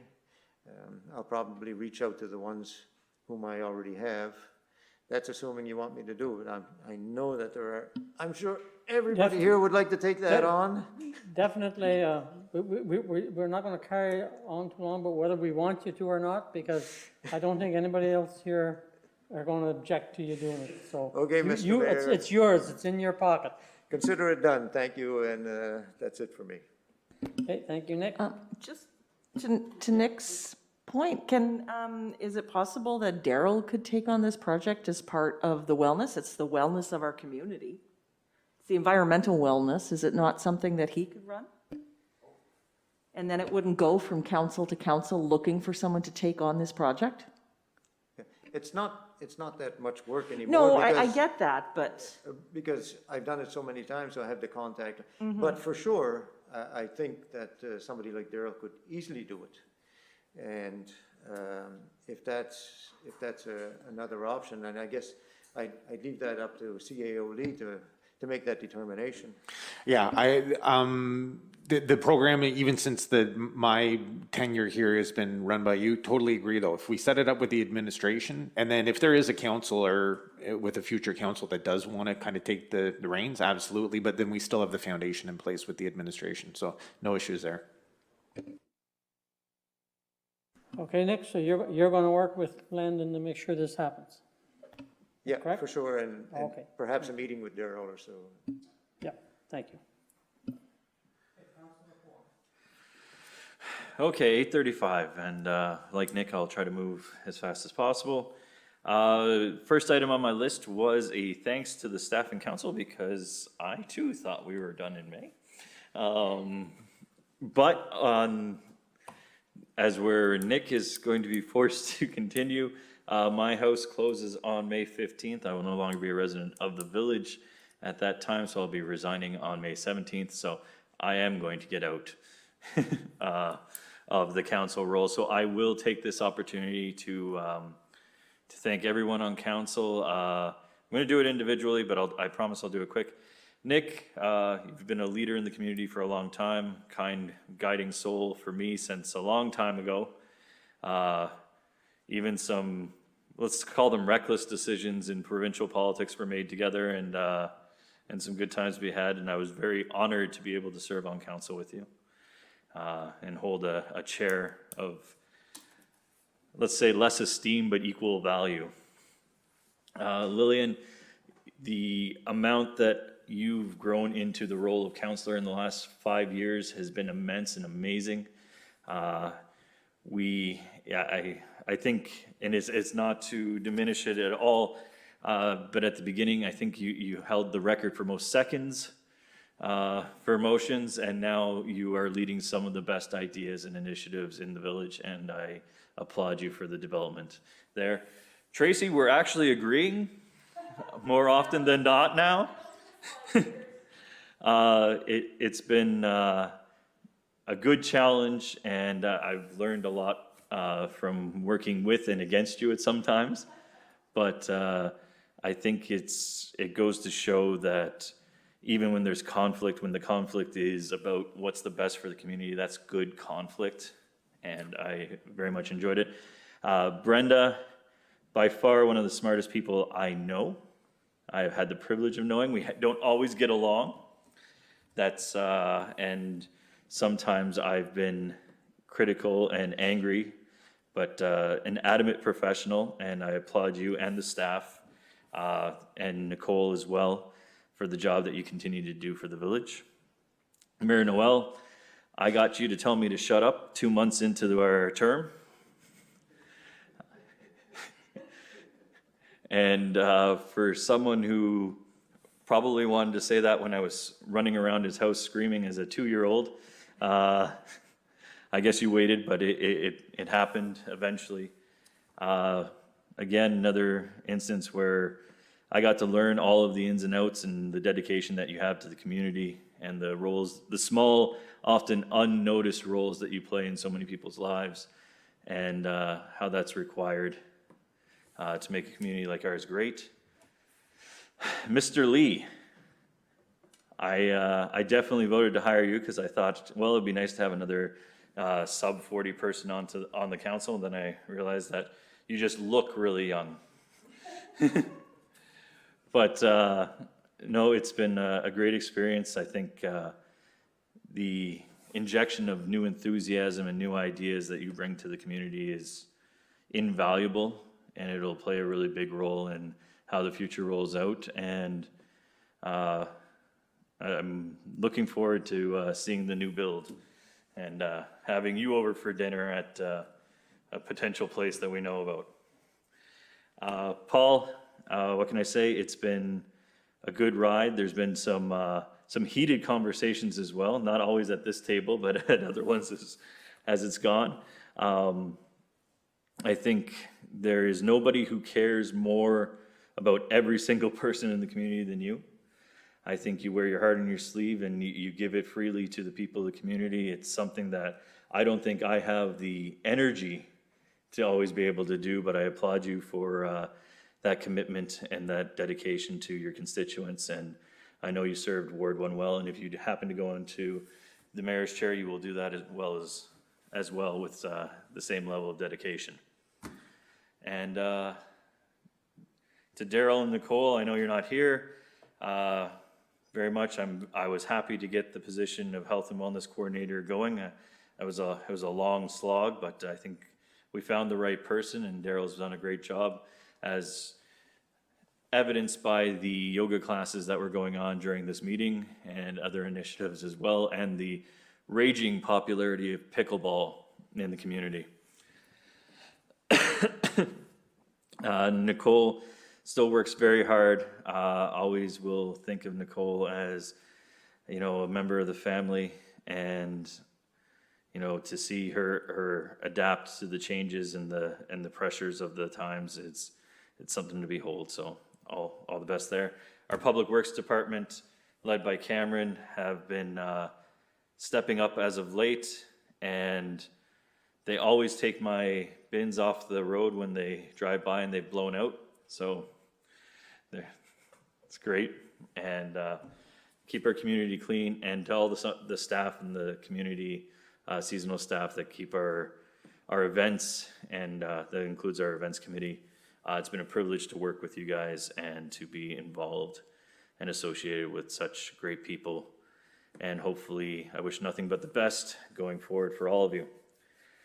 With that said, I would like to move on to the legacy grant, 6.4.2. Just one question, if I could. Yeah, sure. Are you going to be joining us for the last meeting, supposedly last meeting next month? I will be at the last meeting, yeah. Very good.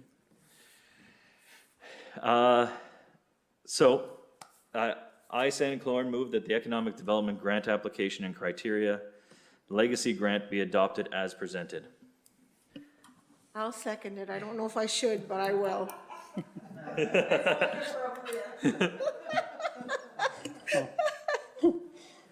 Okay.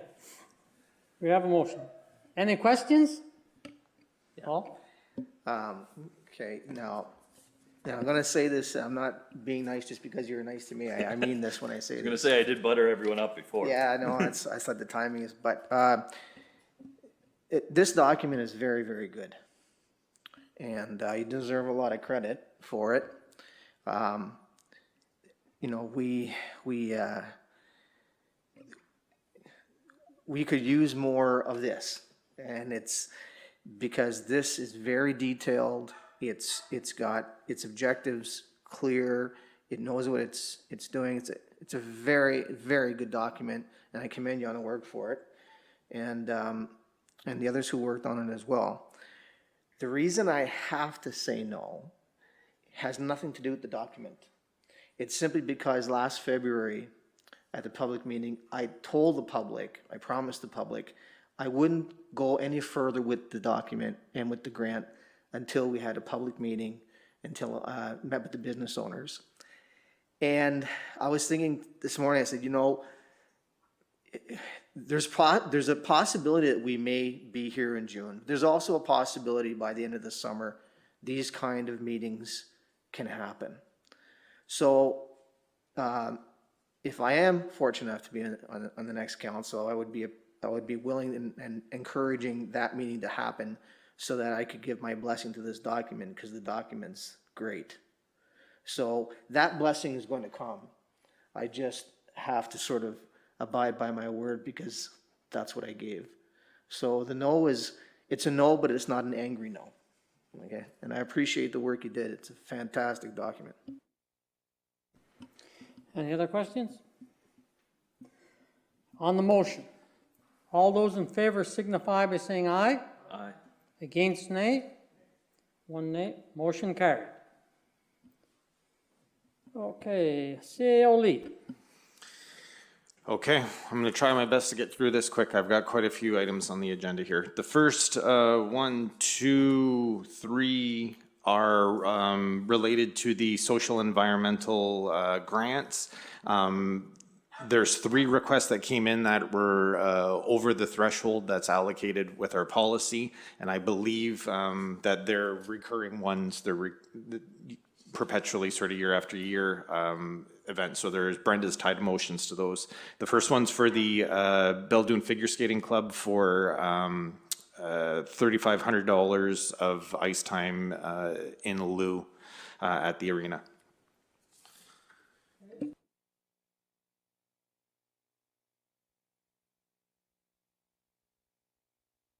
Sorry. Motion 9565, mover and a seconder, please. Mr. No, sorry, I missed. Okay, Oh.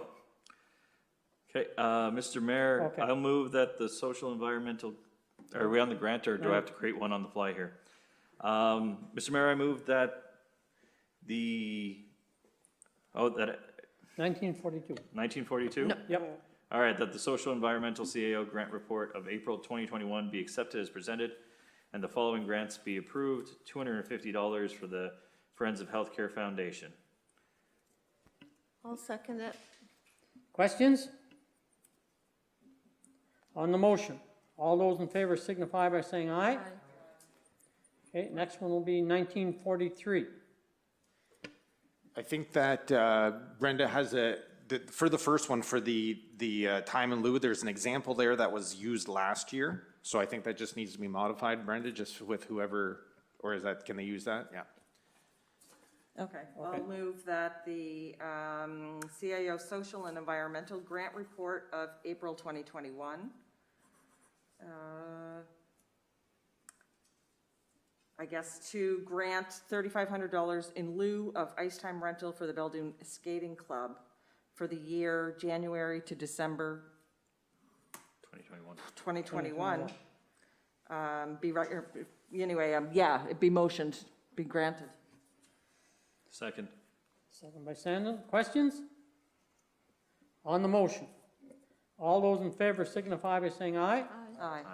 Against, nay. Motion carried. Okay. Okay, yeah, and then the next one, I believe, is for the Jacket River School. It's for the $10,000 allocation that we provide for them annually. Yeah, that's grant 19, that's motion 1943. Mover and the seconder, please. I move that the Village of Beldoon give a social and environmental grant of $10,000 to the Jacket River School Student Council for the year of 2021 for the purpose of addressing the school-related funding requests that would have been submitted to the Village of Beldoon with the condition that a report provided from the Jacket River School Student Council to the Village of Beldoon by October 31st, 2021, with details where the funds were expended. Second by Tracy. Questions? Did we ever get a report? We did? Obviously COVID. I would have really liked them to come in and present it. A little hard this year, but. Yeah, a little hard this In year. But future, if you we guys do get I think that doing a financial report at that age would be just fantastic. Would be good. Just, Okay. yeah, just one, Mr. Mayor. I assume that the student council also has some leadership from teachers as Yeah. part of it, so that That's where it goes. the decisions are made not simply by the students themselves. Okay, thank you. Okay. On the motion, all those in favor signify by saying aye. Against, nay. Motion carried. Okay, next. The next one is 1944, specific to the Jacket River School Breakfast Fund Grant. I move that the Beldoon Council approve the social and environmental grant for the Jack River School breakfast program in the amount of $500 per month for the balance of the school month for the year 2021 to December, starting the month of April. Tracy. Questions? On the motion, all those in favor signify by saying aye. Against, nay. Motion carried. Okay, the next one is for the residential grants. We did have two applications that came in that were approved. We did have one that was our first one for a child 16 years old or younger. I just also had a little note in this that we did have an application that came in that was for a new home build. And the way that the wording was in our policy, it didn't really speak specifically to new home build. So I will bring that forth later, but I would like to revise the policy slightly just to make sure that it's crystal clear that it does include new home builds.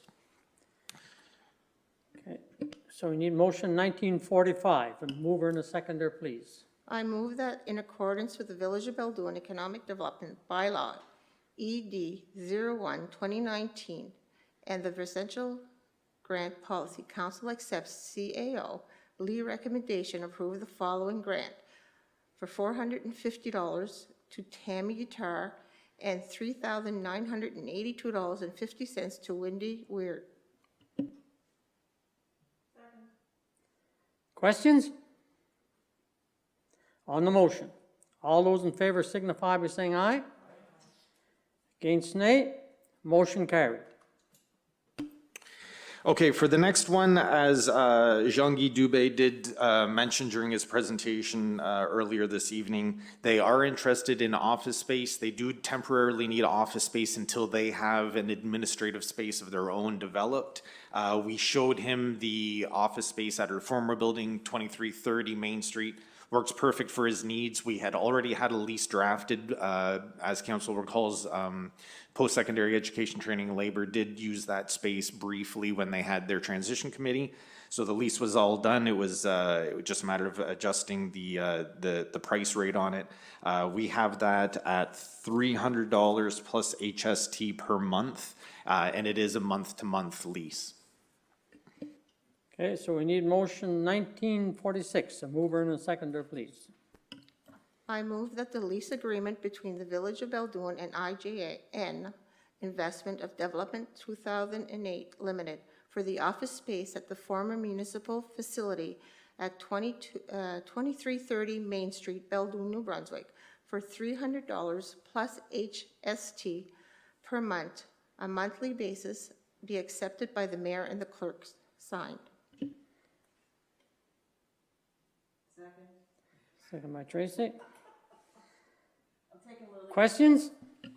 Sorry, Go ahead, no, go ahead. I just, what were we charging the pedal group? Pedal group, I'll need to double check, I believe it was 500 plus HST. When we were negotiating with the pedal group, they actually came at us with a price, and there wasn't a whole lot of negotiation around it. That was kind of the budget that they had. When we were approached this time, AJN was actually hoping for some space for free. They were just looking for a space, a spot where they could squat, which we were trying to sort of help them through. But once we realized that they were going to be there for an extended period of time, we thought it was best that we put some sort of monetary component into it rather than just having the space go out for free. So that was the number after negotiating back and forth with them. That was the number that they were comfortable with as a sort of they're looking at probably a 5 or 6 month term. So that was the number that they were comfortable with. Okay. I'd like to see it higher. Even as just proof of legitimacy, but that's. Okay. Paul? Yeah, I think I've been pretty consistent that if I'm going to support a project or an initiative, then I need to feel totally comfortable with it. And I'm not yet totally comfortable. I like the presentation. I thought it was a good presentation. It doesn't totally ease some of the concerns that I have. And these are concerns that I've had for a while. And I may not be able to have those concerns eased until I'm either part of a new council where I'll be able to do a little bit more research, or not part of a council where it'll be a moot point anyway. So this motion and the motion later that's related to it, while they may seem to be subtle and benign, to me, they still mean that if I support, then I attach my name to the project and initiative. I may be there soon. I'm not there right now. So that's why I just wanted to let the public know and the council know. That's why my vote on these will be no, and that's why. Okay, thank you. Thank you, Paul. Any other questions? Tracy? I realize they need a space and it's going to be for a few months until they build their facility and move into it themselves and that sort of thing. But I guess this, for me, this goes to a bigger issue that we have with rental space. Our numbers are all over the place. We give prime rental space for very little money. And it's, from what I can see, not appreciated.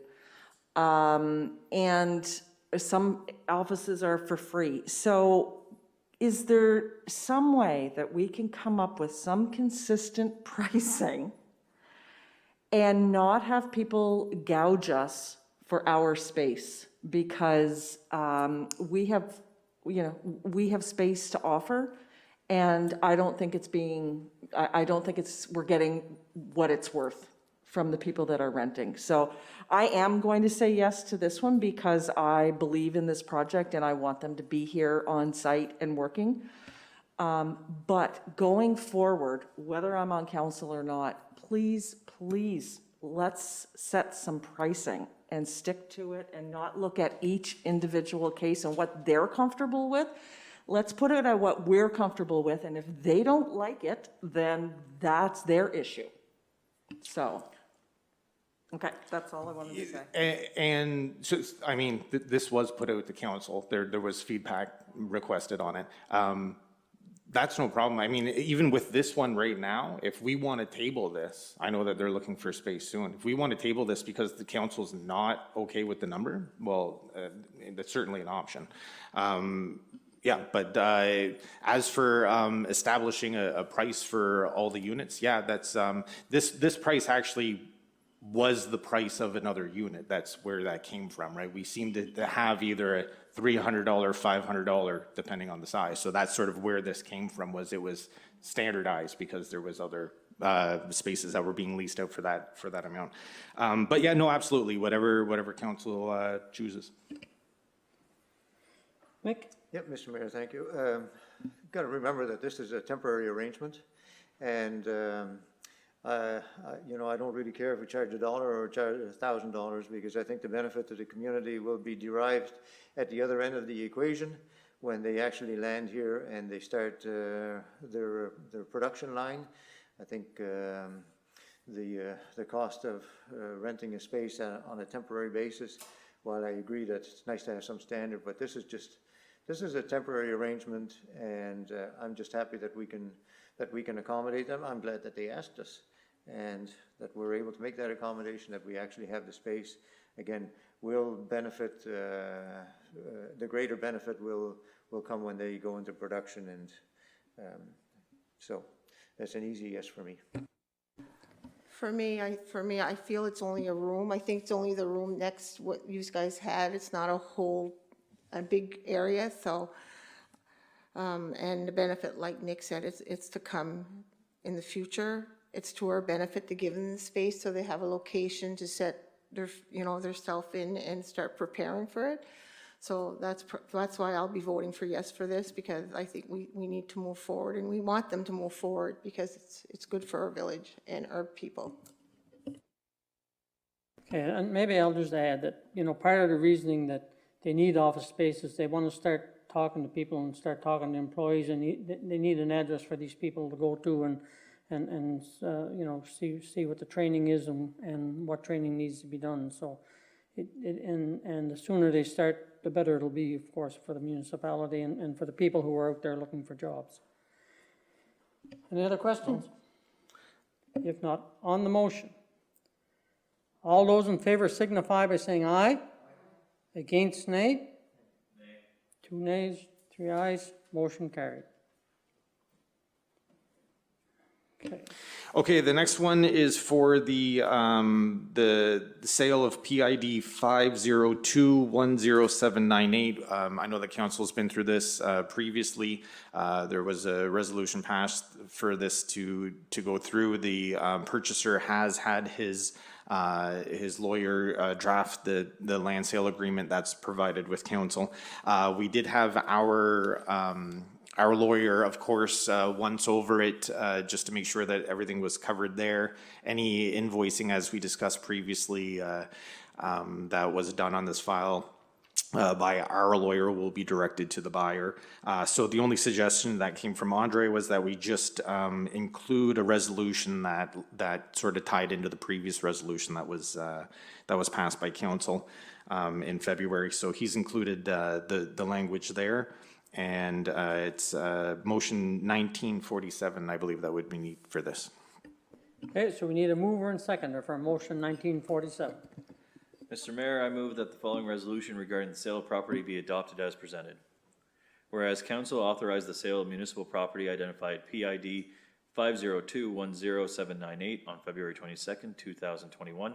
And whereas the agreement was to be brought back to council for approval, be it resolved that the council authorize its officers to sign the agreement of purchase and the sale dated March 26, 2021 with the amendments below. The agreement is to be amended to include proper signing officers, council resolutions adopted on February 22nd, 2021 to be considered as Schedule C. Yeah, that's it. Okay, we have a seconder? I'll second it. Any questions?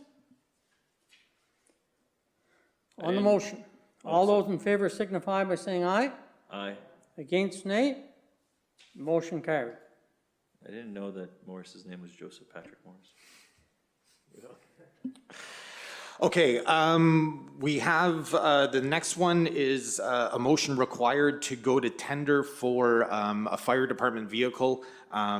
We had the fire committee meeting that was held on April 8th. During that process, I presented very briefly to council on a vehicle plan for the fire department. That was sort of triggered because the fire marshal had let us know that in the next few years, we need to plan for one of the bigger pumper units due to the age of it.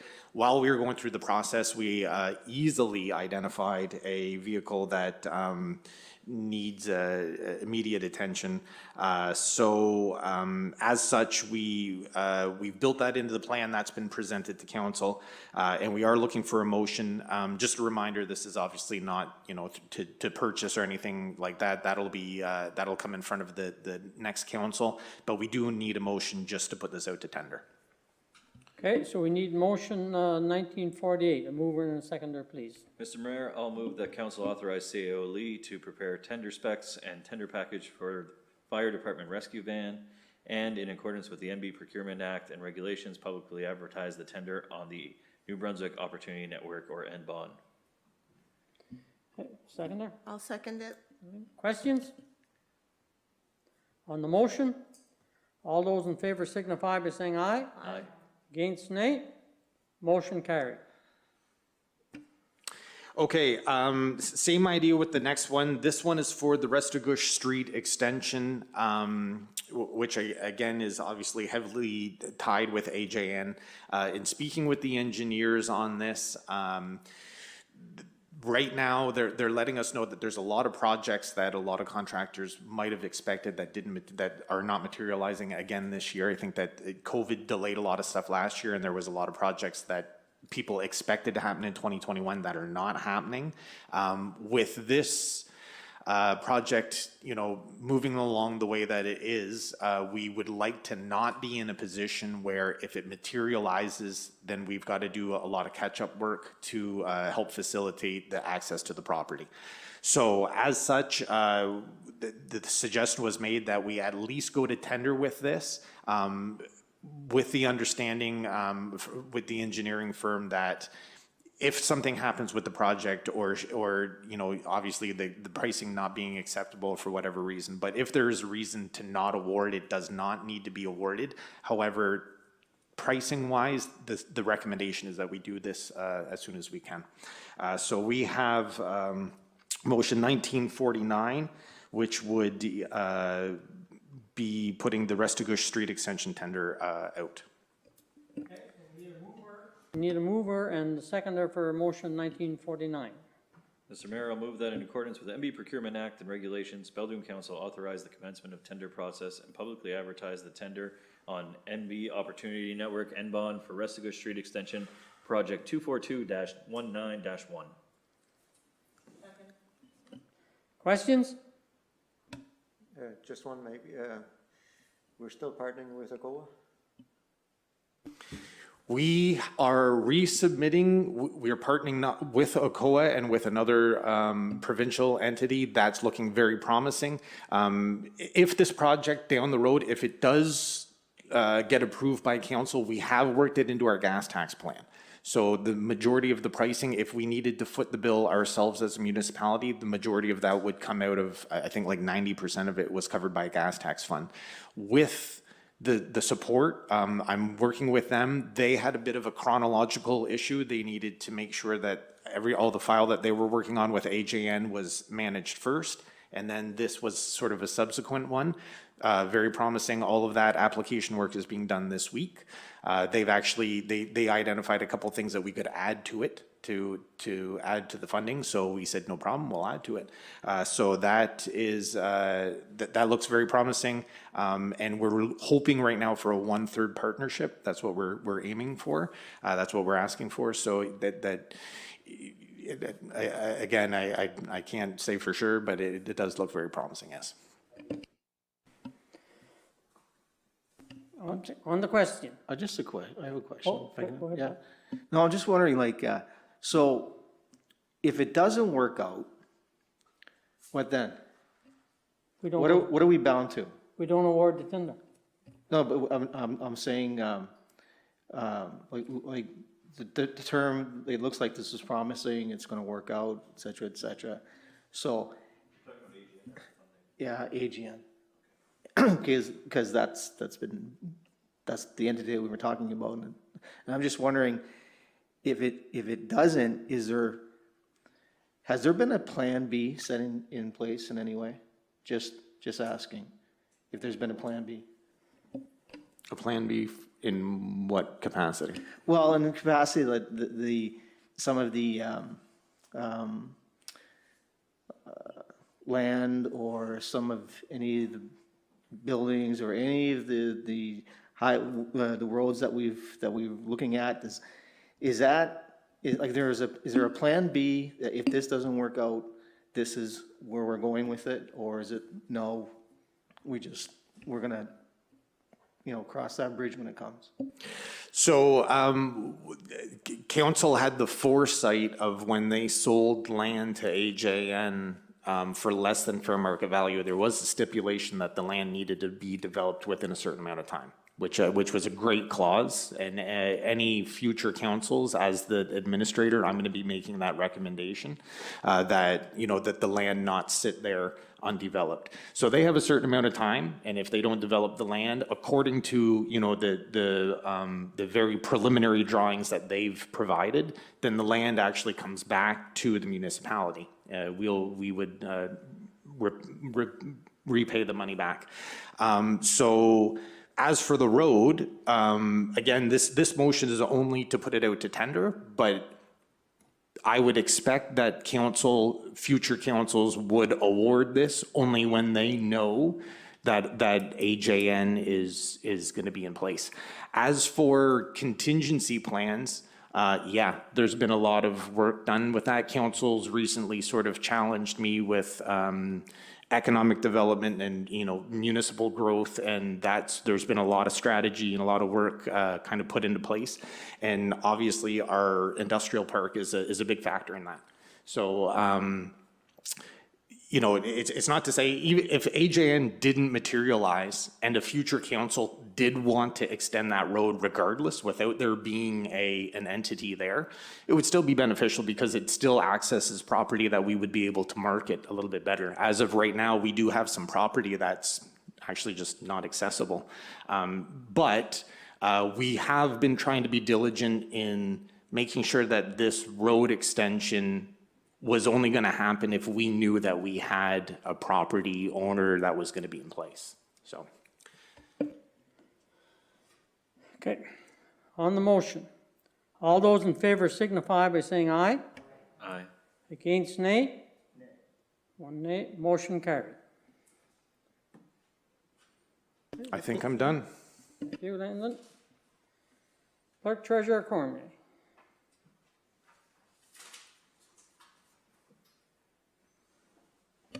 Okay, the first motion, 19-50, is in reference to the audited financial statements that was presented by Alan Paquette and Arsenault this evening, and it's for the adoption of the 2020 audited financial statements.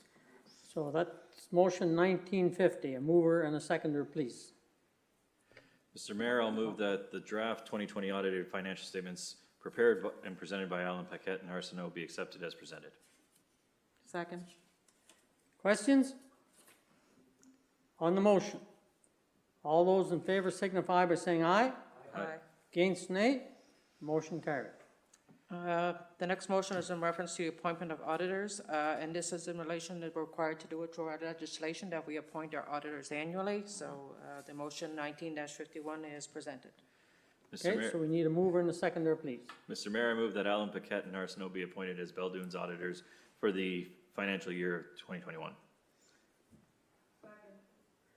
Questions? Just, I would have put it on the last one, but we moved a little too fast and I won't slow us down. Love to see them give us a ranking of municipalities with financial strength in the province, just to see where we're at.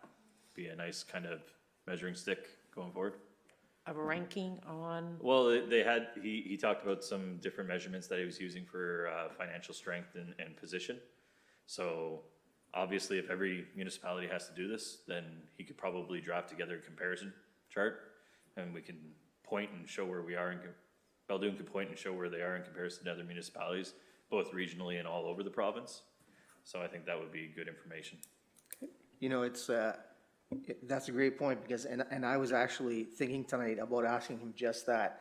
You have the numbers in front of you, you know, on a scale of 1 to 10, how strong are we?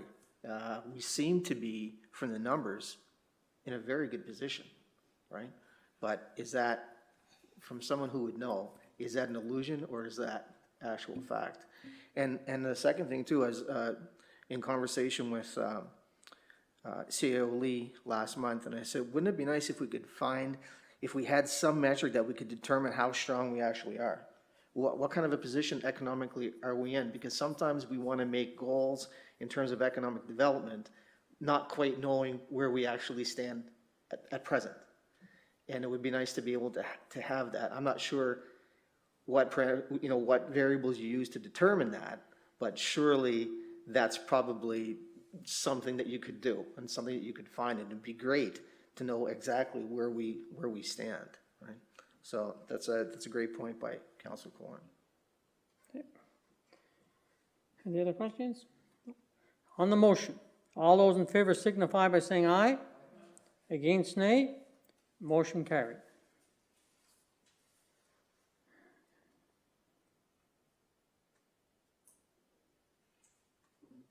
okay, the financial reports were combined for the month of February and March. We have the utility operating fund. The balance carried forward from January was $29,470.55, deposits of $7,487.72, e-payments of $1,125, direct payment of $21.75, and interest of $30.52 for deposits of $8,664.99. We had checks issued from February 1st to March 31st of $833.11, and we had e-transfer payments of $7,303.26. There were checks that had cleared that were outstanding in January of $386.74, and we had no checks outstanding at the end of March. So the current account balance in the utility operating fund is $29,612.43. In the capital reserve, it's $53,970.10. In the operating reserve, it's $6,887.89. And the trust account balance is $28,521.02. There were no outstanding accounts payable at the end of March in the utility. On the accounts receivable, we still have a receivable on the residential side of $150. In 2021, for the first quarter, we had a residential receivable still at $250 and an industrial at $3,772.66.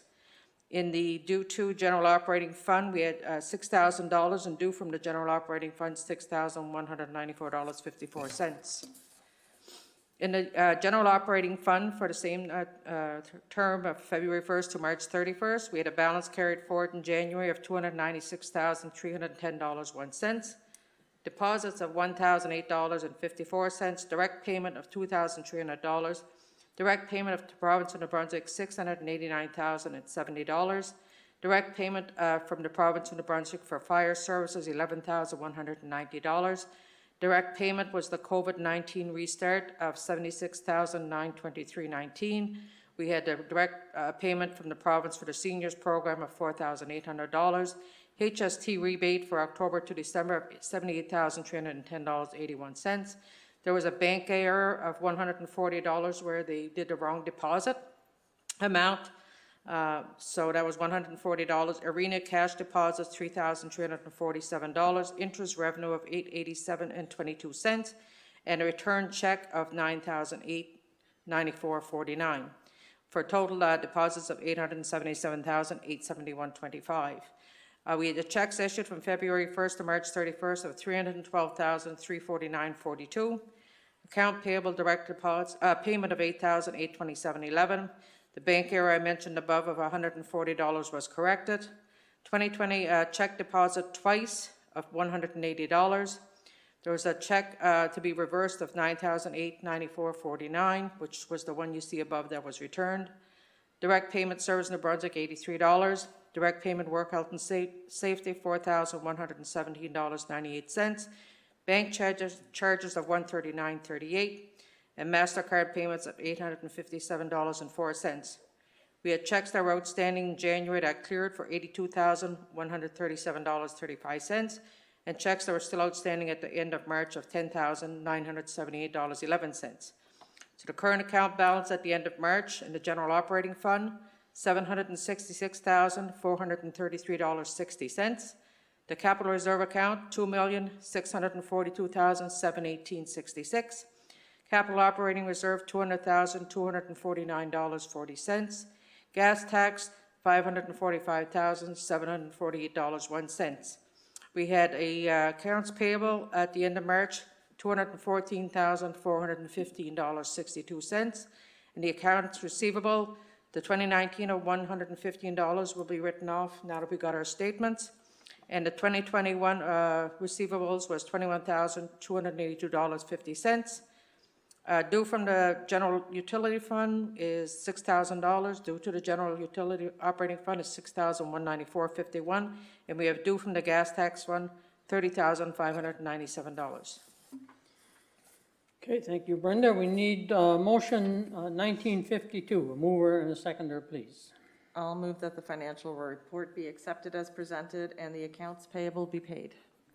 I'll second it. Questions on the motion? All those in favor signify by saying aye. Aye. Against, nay. Motion carried.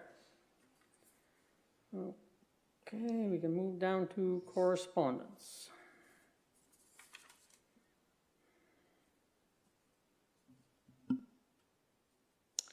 Correspondence in, there was a letter from a Mr. Stivic, property identification is 5007379.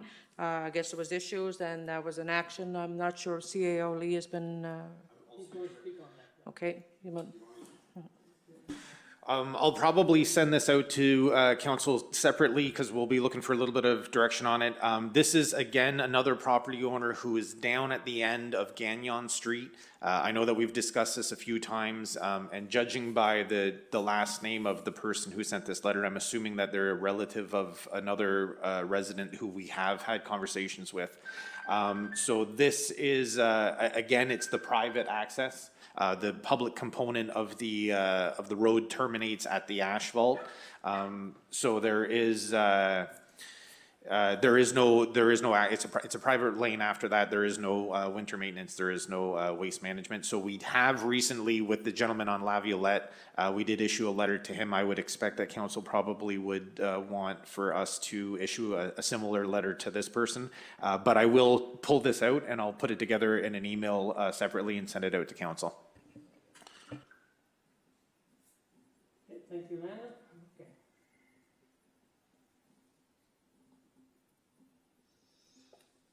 Okay, to continue with the correspondence in, we had the Restigouche PCA report for March, Atlantic Railway Maintenance Track Inspection for March, response on behalf of Honourable Jill Green, the trucking on Route 134. Everybody had a copy of that.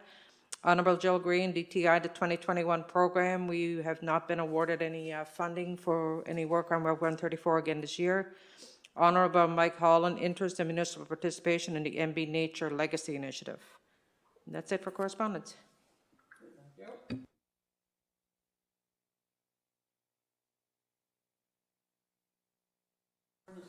Oh, just before we sign off for the night, I just wanted to take a second to thank council for the sympathy card that I received from all of you and for the donation that was given to the SPCA in my dad's name. So I just wanted to acknowledge that and say thank you.